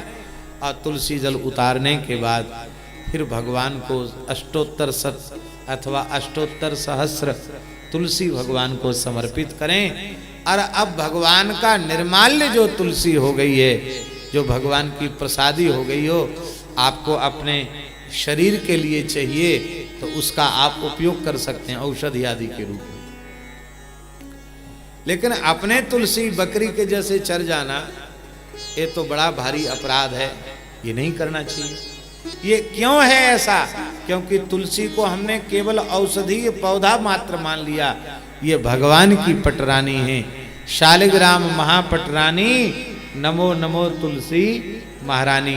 हमने ये नहीं जाना, इसलिए तुलसी में हमें पौधा दिखाई पड़ता। तुलसी पौधा नहीं है, साक्षात कल्प वृक्ष से बढ़ करके, क्योंकि प्रेम तक दे देने वाली है। एक सत्य घटना आपको सुनावें। मुंबई के एक प्रेमी सज्जन है, हमारे पूज्य गुरुदेव के शरणागत।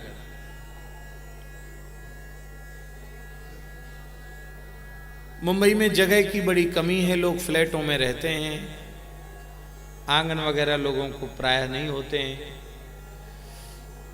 तो उनके फ्लैट में कोई रंगाई पुताई का काम चल रहा था, तो तुलसी का जो गमला था वो बालकोनी में एक जगह रख दिया और उस पर जल चढ़ाना भूल गए। 2-4 दिन बीत गए। नित्य वो जल चढ़ाते थे और अच्छे साधक हैं, भजनानंदी। तो महाराज जी वो सोए तो उनको तुलसी जी का पौधा दिखाई पड़ा मुरझाया हुआ। स्वप्न में वो घूमते हुए गए बालकोनी में, तो तुलसी का, अरे ये क्या हुआ, तुलसी जी मुरझा रही है। तो उस पौधे से प्रकाश निकला और एक दिव्य देवी प्रकट हो गई।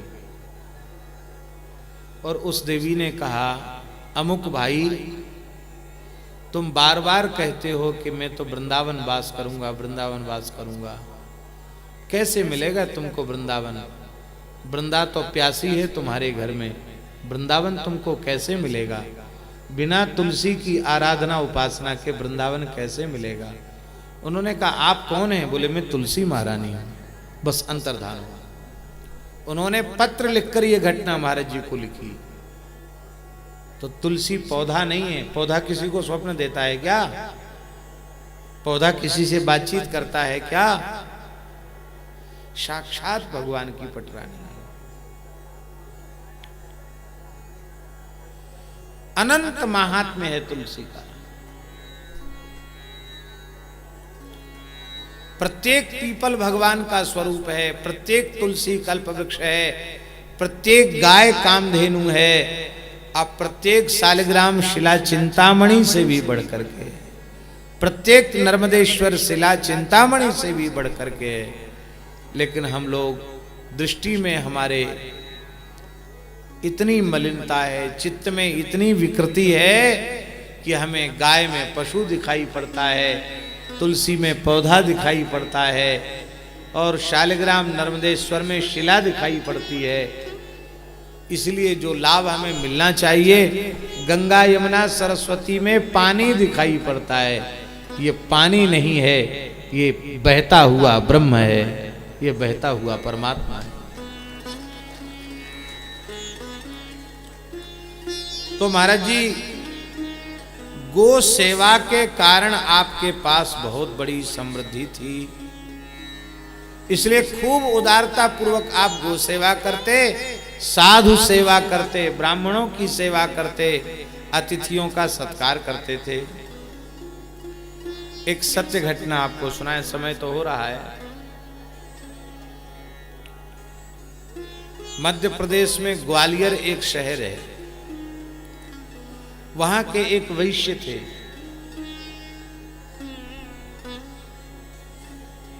जैन मत को मानने वाले थे और अपने जमाने जब रियासती जमाना था, बड़े समृद्ध थे, बहुत संपत्तिशाली थे।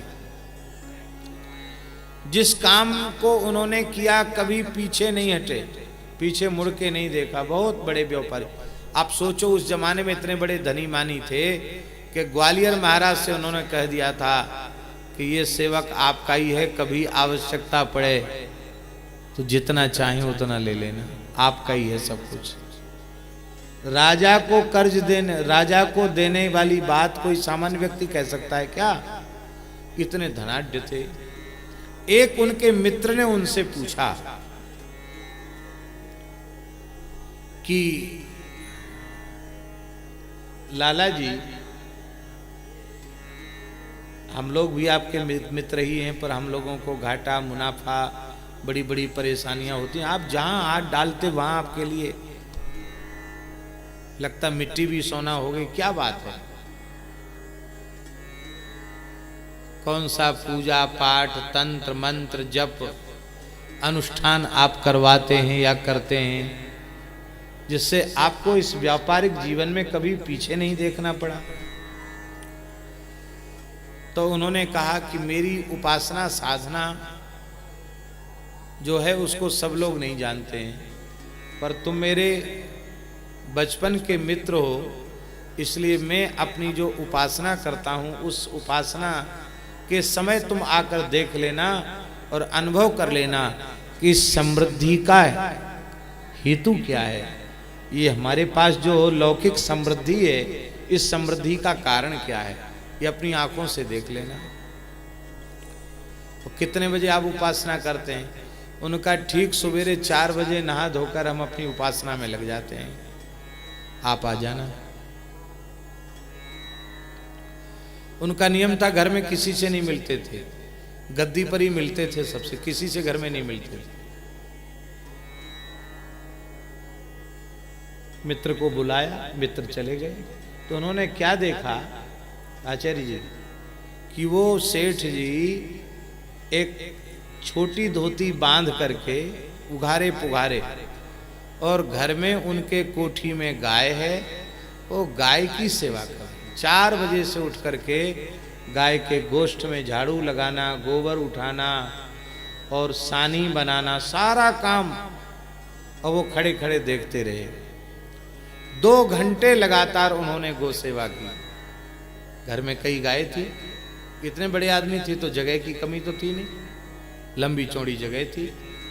पूरी सेवा करके फिर गायों का पूजन किया, प्रणाम किया और फिर द्वारा स्नान आदि किया, क्योंकि शरीर में गोबर आदि लग गया। फिर स्नान करके अब फिर वो कुछ बाल भोग वगैरह करके फिर जाने लगे। तो इतने बड़े अमीर थे, हमारी देखी हुई बात नहीं है, सुनी सुनाई बात आपको बता रहे हैं। इतने बड़े अमीर थे वो कि वो कपड़ा भी अपने हाथ से नहीं पहनते थे, कपड़ा भी उनके नौकर पहनाते थे। धोती संभाल करके लोग चलते थे उनके साथ। हमारे महाराज जी तो कहते थे कि वो मूछ रखते थे तो सेवक रखे हुए थे जो मूछ को ठीक करते थे। कुर्ता का बटन अपने हाथ से नहीं लगाते थे, इतने अमीर थे। बग्घी पर चलते थे, सोना जड़ा हुआ था उनकी बग्घी में। एक इतर बेचने वाला आया, उसका इतर ग्वालियर में कोई खरीदने वाला नहीं मिला। राजा साहब के यहाँ गया, राजा ने कहा हम भी नहीं लेंगे, बहुत महंगा इतर है। तो वो कुछ खरी खोटी सुनाते हुए जा रहा था कि अरे ग्वालियर हमने सुना बड़े रईस लोग रहते हैं, यहाँ के लोग तो बड़े कंगाल हैं, हमारा इतर नहीं खरीद सके। सेठ जी के कान में बात पड़ी, है क्या बोलता है ग्वालियर महाराज के लिए, ग्वालियर स्टेट के लिए क्या बोल रहा है, दिखाए तक इतर दिखाया। बोले बहुत हल्की क्वालिटी का है। इतनी हल्की क्वालिटी का इतर हम उपयोग नहीं करते हैं। बोले हम तो पता है, जानते हैं आपको लेना नहीं, इसलिए इसको आप हल्की क्वालिटी का बता रहे हैं। आप इससे अच्छी क्वालिटी का बता दें तो मैं समझूं। तो उन्होंने अपने कान से कुआ निकाला, बोले इसको परीक्षण करो। बोले हाँ महाराज, हमारा इत्र तो आपकी इत्र की क्वालिटी से घटिया क्वालिटी का है।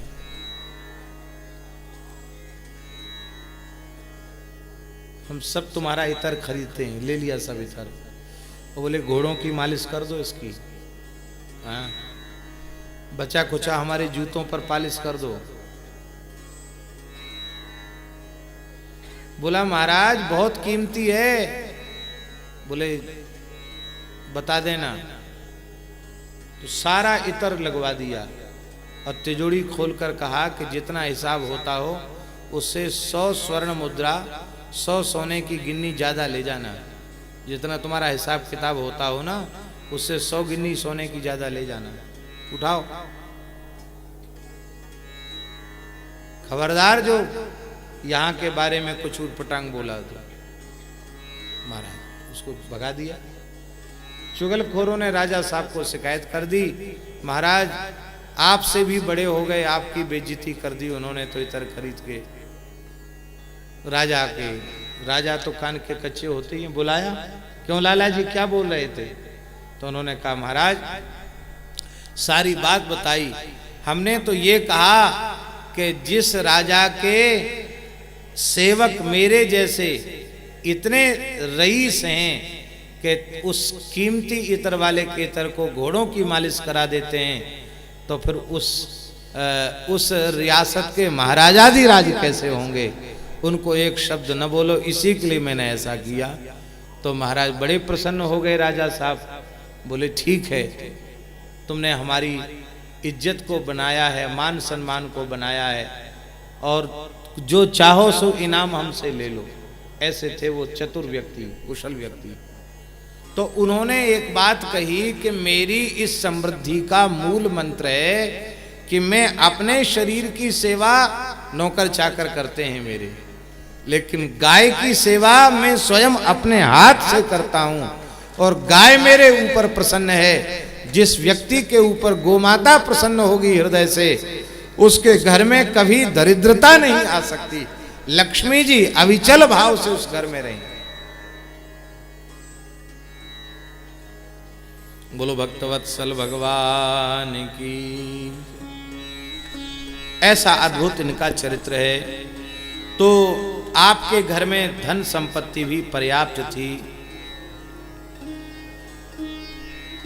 भगवान के प्रेम में आप विभोर हो जाते थे। कब हूं के हंसी उठे नृत्य करी रोवन लागे, कब हूं गद गद कंठ शब्द निकासे नहीं आगे, कब हूं हृदय उमंग बहुत ऊंचे स्वर गावे, कब हूं मुख मौन मगन ऐसे रही जावे, चित्त वृत्ति हरि सो लगी सावधान कैसे रहे, यह प्रेम लक्षणा भक्ति है शिष्य सुनहु सुंदर कहे। ये प्रेम लक्षणा भक्ति आपको प्राप्त हो चुकी थी। आपने राजस्थान जयपुर के निकट मालपुर गांव है, वहां आप निवास करते थे। रासलीला का आयोजन होता ही रहता था। एक बार आपने भी रास को बुलाया और बड़ा भारी आयोजन किया। और उस जमाने में, ये करीब 500 वर्ष पुरानी घटना है, उस जमाने में श्री गिरधरन ग्वाल जी ने 3 लाख रुपए खर्च किए थे रासलीला में। कितने? आज से 500 साल पहले 3 लाख रुपए। तो आज के कितने हो गए वो? हम समझते 3 करोड़ से भी ज्यादा या उससे भी ज्यादा हो गए होंगे। हैं? 3 अरब हो गए। चलो हमें हिसाब किताब मालूम नहीं, जो आप कहो सो ही ठीक है। ऐसे महाराज इतने बड़े उदार आप थे, सर्वस्व ने न्यौछावर कर दिया और आपने मंगल किया। आपकी माता का नाम था श्री गोपाली बाई। इनका चरित्र भी भक्तमाल में है। आगे के छप्पे में इनकी माता जी का चरित्र है। गोपाली जनपोष को जगत जसोदा अवतरी। लगता है साक्षात जसोदा जी ही गोपाली बाई के रूप में प्रकट हुई थी। तो जब गोपाली बाई जसोदा हैं तो ये तो ग्वाल हैं ही। तब प्रश्न उठा कि जब श्री कृष्ण के पूर्व जन्म में सखा थे, ग्वाल थे, फिर कलयुग में जन्म क्यों हुआ? अरे हम आपसे पूछते हैं कि चरितम रघुनाथस्य शतकोटि प्रविस्तरम एकैकमक्षरम पुंसाम महापातक नाशनम, जिनके द्वारा लिखे हुए 100 करोड़ रामायणों में रामायण की ऐसी महिमा है कि एक एक अक्षर असंख्य असंख्य पापों को नष्ट करने वाला है। ऐसे महर्षि वाल्मीकि कलिकाल में तुलसीदास जी के रूप में क्यों प्रकट हुए? वाल्मीकि तुलसीदास कलौ खलु भविष्यति, तो जिनकी रामायण के एक एक अक्षर पाप नष्ट करके जीव को परम पद देते हैं, वो स्वयं कलयुग में क्यों जन्मे? अरे भाई, महर्षि वाल्मीकि गोस्वामी तुलसीदास जी के रूप में न प्रकट होते तो रामचरितमानस हम लोगों को मिलता क्या? आज संस्कृत की दशा तो ऐसी हो रही है कि स्वस्ति वाचन ठीक से बोलने वाले ब्राह्मण उपलब्ध नहीं हो रहे हैं। आचार्य परीक्षा उत्तीर्ण करने वाले, उनको आचार्य शब्द का अर्थ पूछो तो शायद न बता पावे, आचार्य शब्द की उत्पत्ति न बता पावे। ये स्थिति हो रही है संस्कृत की, और रामचरितमानस न होता तो सनातन धर्म का क्या होता? इसलिए ये महापुरुष भगवान और भगवान के पार्षद जीव जगत के कल्याण के लिए इस धरा पर अवतरित होते रहते हैं।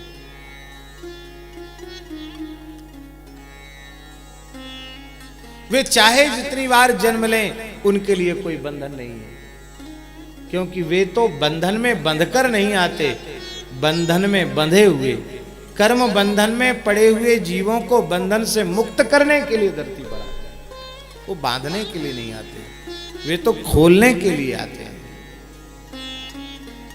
इसलिए हमारे जैसे सामान्य मनुष्यों का जन्म कर्मफल भोग के लिए होता है, पर जो आचार्य कोटि के भक्त होते हैं, उनका जन्म तो कर्म बंधन में पड़े हुए जीवों को कर्म बंधन से छुड़ाने के लिए होता है, उनका अवतरण होता है। इसलिए भगवान भी अवतार लेते, भगवान के भक्त भी अवतार लेते। अब आप सोचिए, शंकराचार्य जी के रूप में साक्षात भगवान शंकर प्रकट हुए। शंकर शंकरो साक्षात, साक्षात सदाशिव भगवान शिव ही कलिकाल में सनातन धर्म की रक्षा के लिए शंकराचार्य जी के रूप में प्रकट हुए। साक्षात भगवान शेष श्री भाष्यकार श्री रामानुज स्वामी जी के रूप में प्रकट हुए।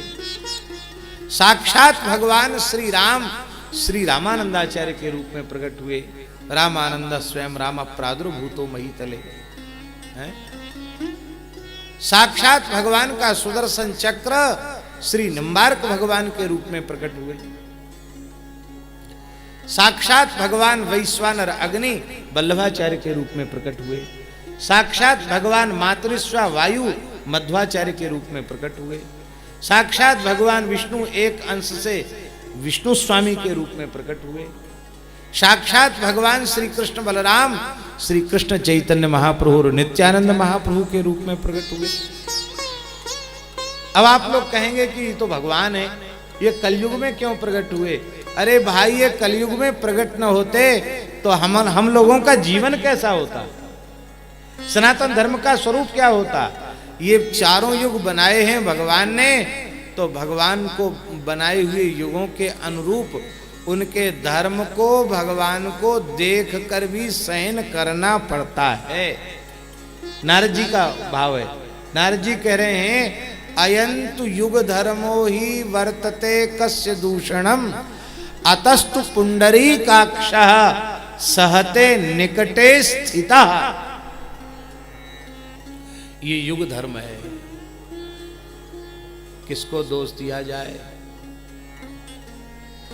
पंचांग कभी देखते हैं तो पंचांग में अलग अलग परसेंटेज लिखा रहता है। सतयुग में पुण्य कितना, पाप कितना,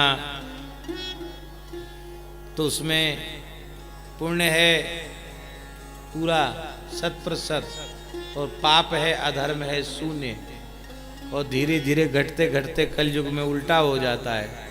कलयुग में धर्म तो बचता है 5% और बाकी सब अधर्म हो जाता है। बाकी जीरो हो जाता है। रात्रि का धर्म अंधकार है तो अंधेरा तो होगा, रात होगी तो अंधेरा होगा। कलयुग आएगा तो कलयुग के दोष आएंगे। तो कलयुग तो भगवान का ही बनाया हुआ है, कलयुग का धर्म भगवान मेट नहीं सकते। इसलिए पुंडरीकाक्ष सन्नपि, छोटी आंख वाले नहीं है, पुंडरीकाक्ष हैं, कमल दल के समान विशाल नेत्र वाले हैं, फिर भी सहन करते हैं। क्यों सहन करते हैं? क्योंकि कलयुग भी उन्हीं का बनाया हुआ है। पर एक बात है, कली के धर्म को सहन करते हुए भी जीव कलयुग के दुष्चक्र में पड़कर विमुख न हो जाएं, सर्वथा भटक न जाएं। इस संसार को बनाया प्रभु ने है, तो इसको सुधारने की, इसको उचित दिशा देने की जो जिम्मेवारी है वो भी श्री ठाकुर जी की है। जब बनाया उन्होंने तो इसको बनाकर रखना, बिगड़ने न देना, ये भी भगवान की जिम्मेवारी है। भगवान कहते कलयुग अपना काम करे, मैं अपना काम करता हूँ। तो भगवान आत्मस्वरूप आचार्यों को भेजते हैं, स्वयं आते हैं, अपने पार्षदों को भक्त के रूप में भेजते हैं और इस प्रकार से जीवों का, जगत का हित कराते हैं। हम आपसे पूछते हैं कलयुग है? बोलिए है कलयुग की नहीं? बोले हाँ कलयुग है। पर हम जो बात कहते वो सुन लीजिए। यदि आप जुआ नहीं खेलते, यदि आप मद्यपान नहीं करते, यदि आप मांस भक्षण नहीं करते, यदि आप परस्त्री गमन नहीं करते और यदि आप पाप की कमाई नहीं करते, आप मस्तक पर चंदन धारण करते हैं, गले में तुलसी या रुद्राक्ष धारण करते हैं, मुख में आपका भगवान नाम है, जीवन में आपके सत्य सदाचार है, तो हम व्यासपीठ से त्रिवेणी संगम के तट पर बैठकर घोषित करते हैं कि आप कलयुग में भले ही पैदा हुए हैं, पर आप कलयुगी नहीं हैं, आप सतयुगी हैं। ये दोष आप में नहीं है और ऐसा जीवन आपका है, आप कलयुग में नहीं, आप सतयुगी हैं। ये सब महापुरुष बैठे हैं, ये कलयुगी नहीं, सब सतयुगी हैं।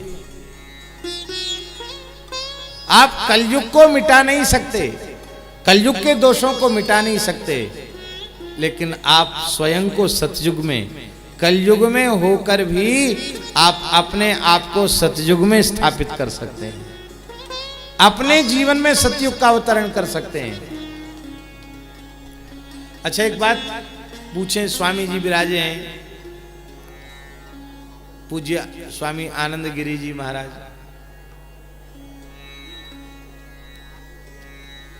जिन दोषों से बचने की बात हम कह रहे हैं, मान लो सतयुग चल रहा हो और इन दोषों से युक्त व्यक्ति हो, तो क्या उसके लिए सतयुग है?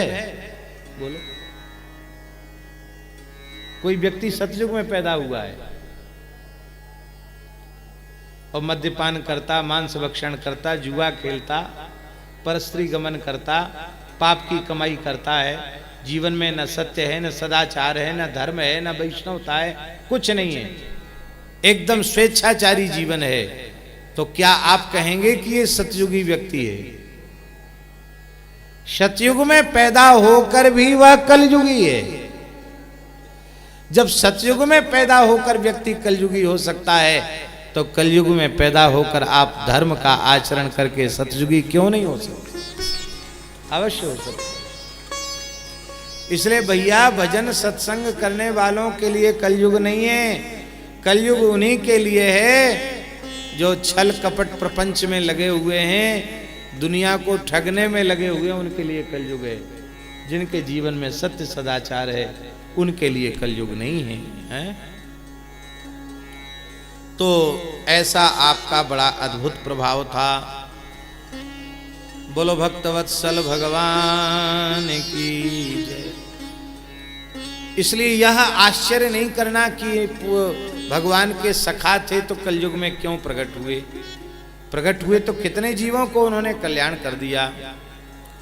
ये प्रेमी भक्त होने के साथ साथ मल्ल भी थे, पहलवान थे, योगी थे, बहुत सुदृढ़ वज्र के जैसा शरीर आपका था।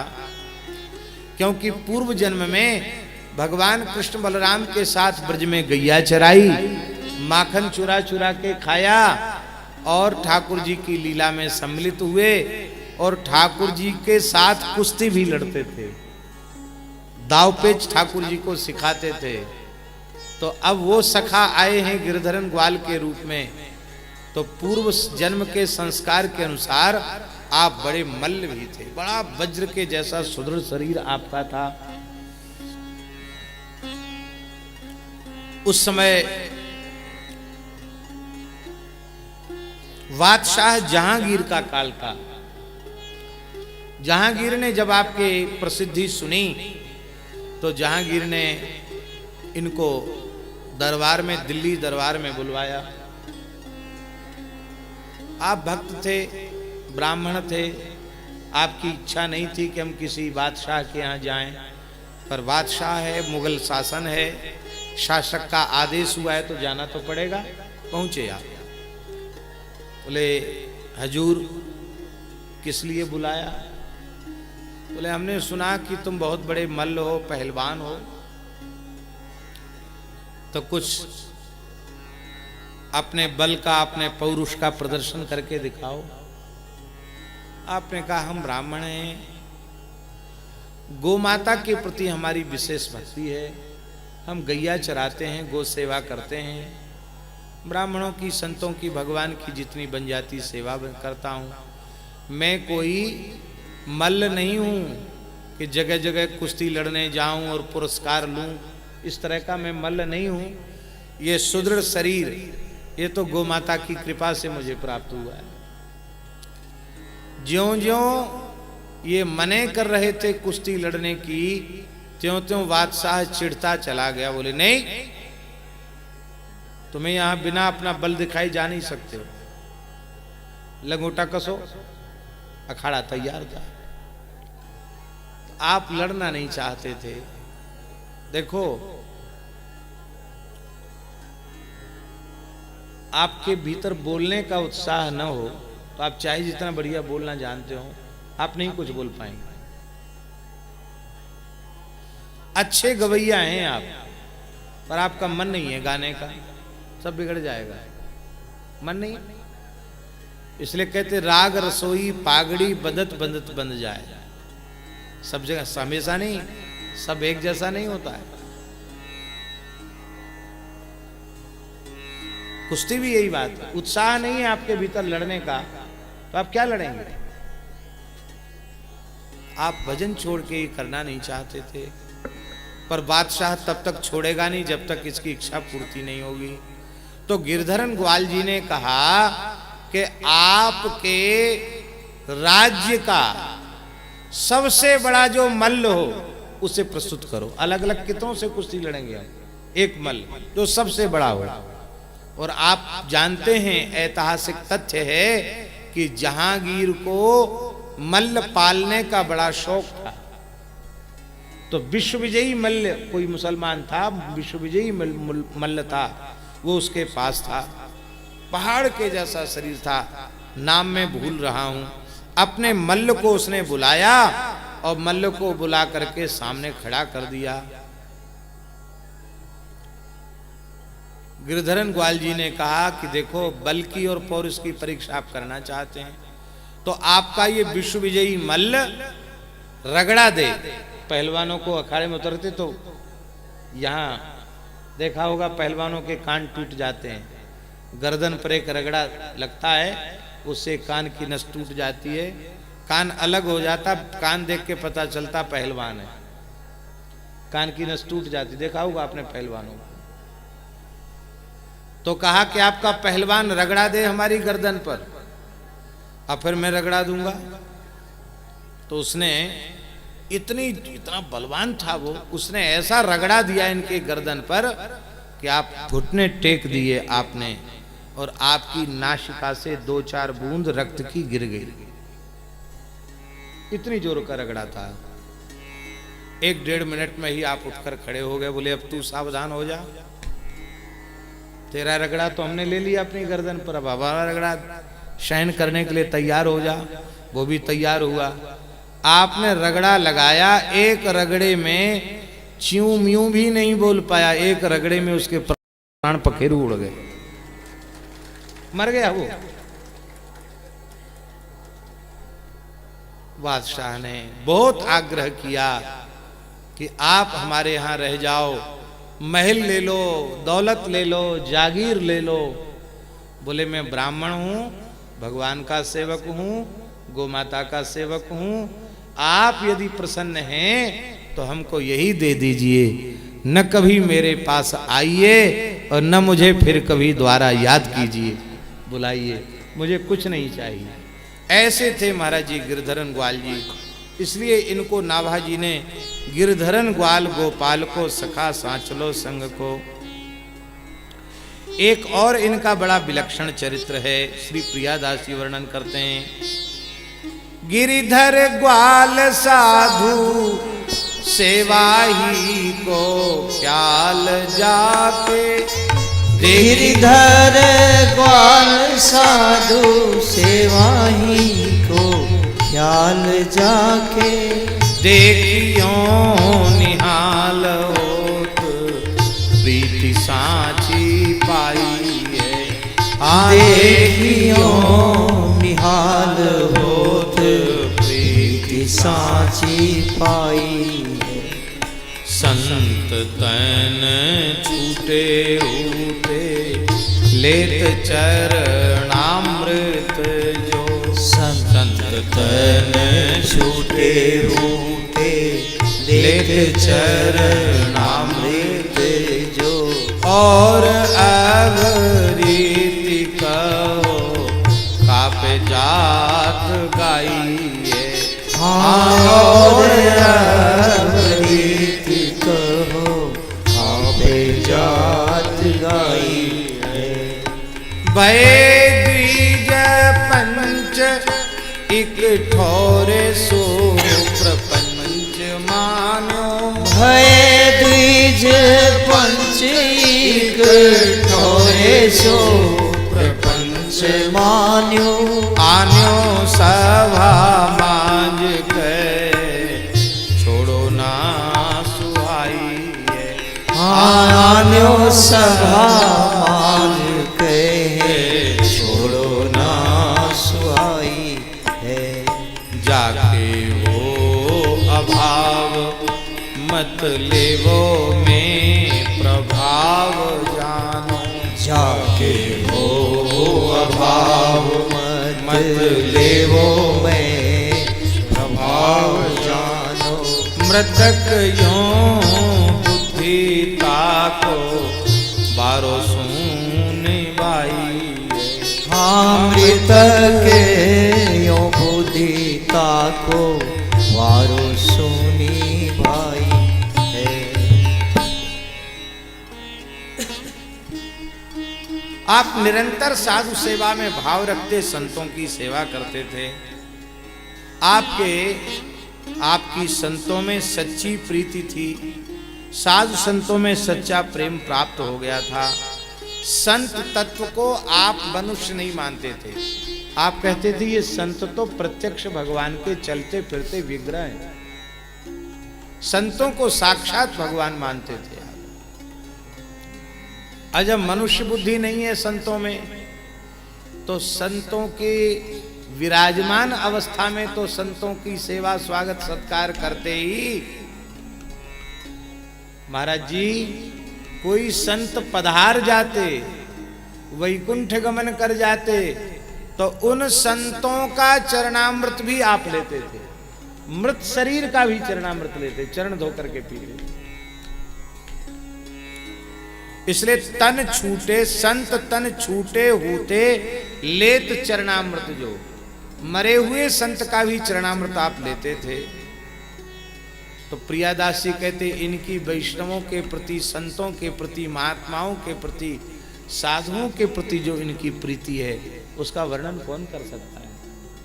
जब मृत संत के प्रति ऐसा भाव, तो जीवित संत के प्रति उनका कैसा भाव नहीं होता होगा। पर इस बात का बड़ा भारी विरोध हुआ, क्योंकि गिरधरन ग्वाल जी का जन्म विप्र कुल का था। सब ब्राह्मणों में इस बात का असंतोष छा गया और ब्राह्मणों ने एक बड़ी भारी पंचायत की। 10-20 गांव के ब्राह्मण इकट्ठे हुए। बोले भाई देखो, आप हम सब में प्रतिष्ठित हैं, अमीर हैं, जमीन जायदाद बहुत है आपके पास, बहुत बड़ी संख्या में गोधन है, आपकी बराबरी समाज में, विप्र समाज में कोई नहीं कर सकता, लेकिन एक गलत परंपरा आप स्थापित कर रहे हैं। इन साधुओं के मरने पर भी आप इनका चरणामृत लेते, ये बहुत गलत है।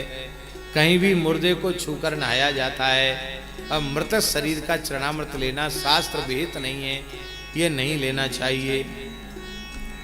आपने कहा कि जाके हो अभाव मत लेवो में प्रभाव जानो, जिसका संतों में अभाव हो वो न ले। पर हम तो यह विचार करते हैं कि जिस शरीर से संतों ने जीवन भर भजन किया है वो शरीर पांच भौतिक होते हुए भी दिव्य है, क्योंकि उस शरीर से उन्होंने भगवान को पाया है। तो मेरे लिए तो मृत शरीर भी अत्यंत अत्यंत पूजनीय है। मैं चरणामृत लूंगा क्योंकि मैंने उनका प्रभाव जाना है, और जिसके मन में संत के प्रति मृतक की बुद्धि हो वो अपने विचार के अनुसार कार्य करे।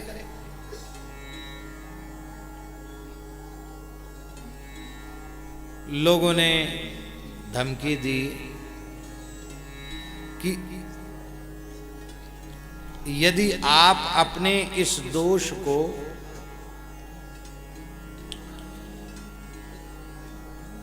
त्यागते नहीं हैं तो हम सब ब्राह्मण मिलकर आपका जाति से बहिष्कार कर देंगे। आपने कहा कि जो ब्राह्मण भगवंत की महिमा न समझें, संत की महिमा को न समझें, उन ब्राह्मणों की जाति में हमको स्वयं ही नहीं रहना है।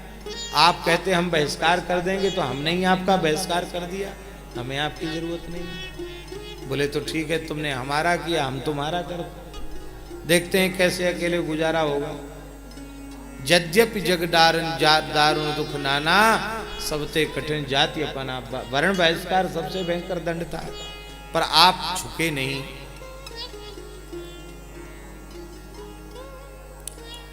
उन ब्राह्मणों ने एक योजना बनाई, एक बहुत बड़ा ब्रह्मभोज किया, और उस ब्रह्मभोज में सबको बुलाया।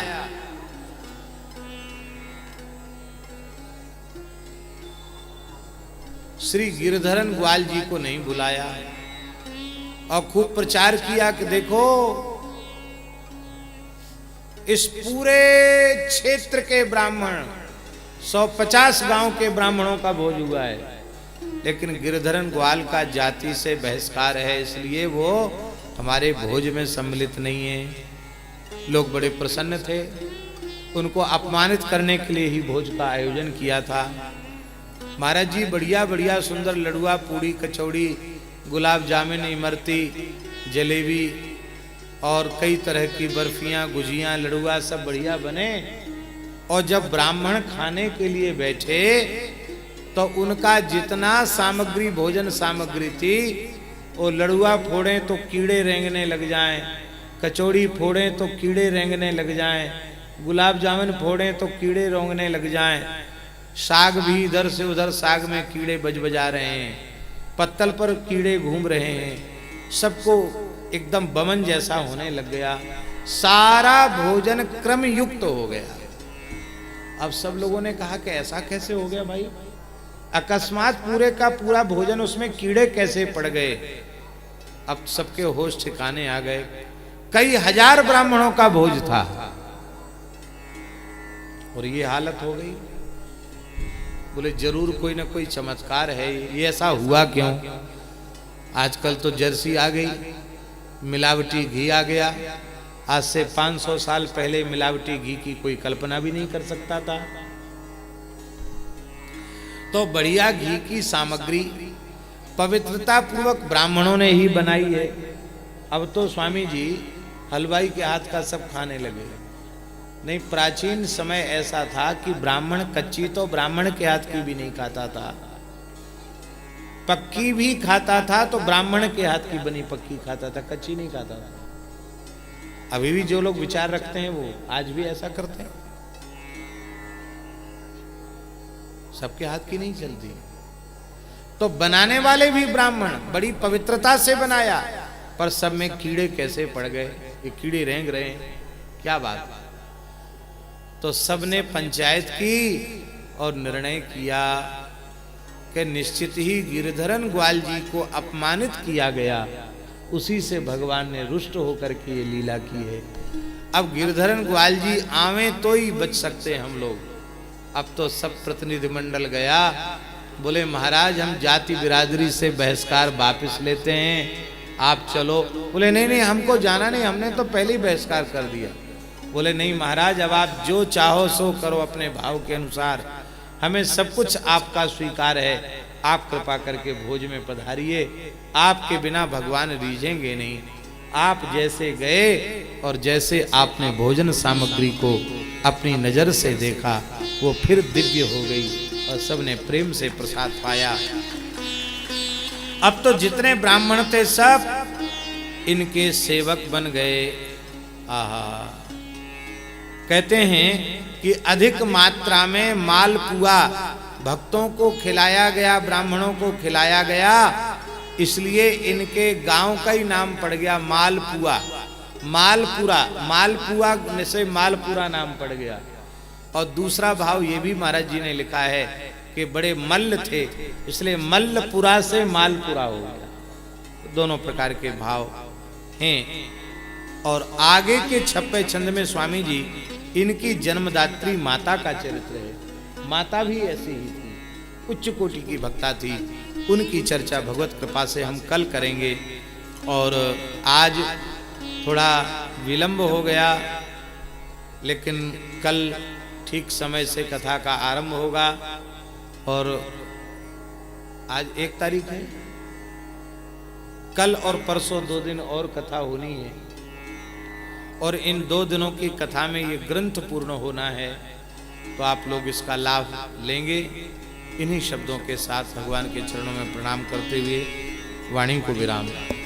शरणम हरि शरणम हरि शरणम हरि शरणम हरि।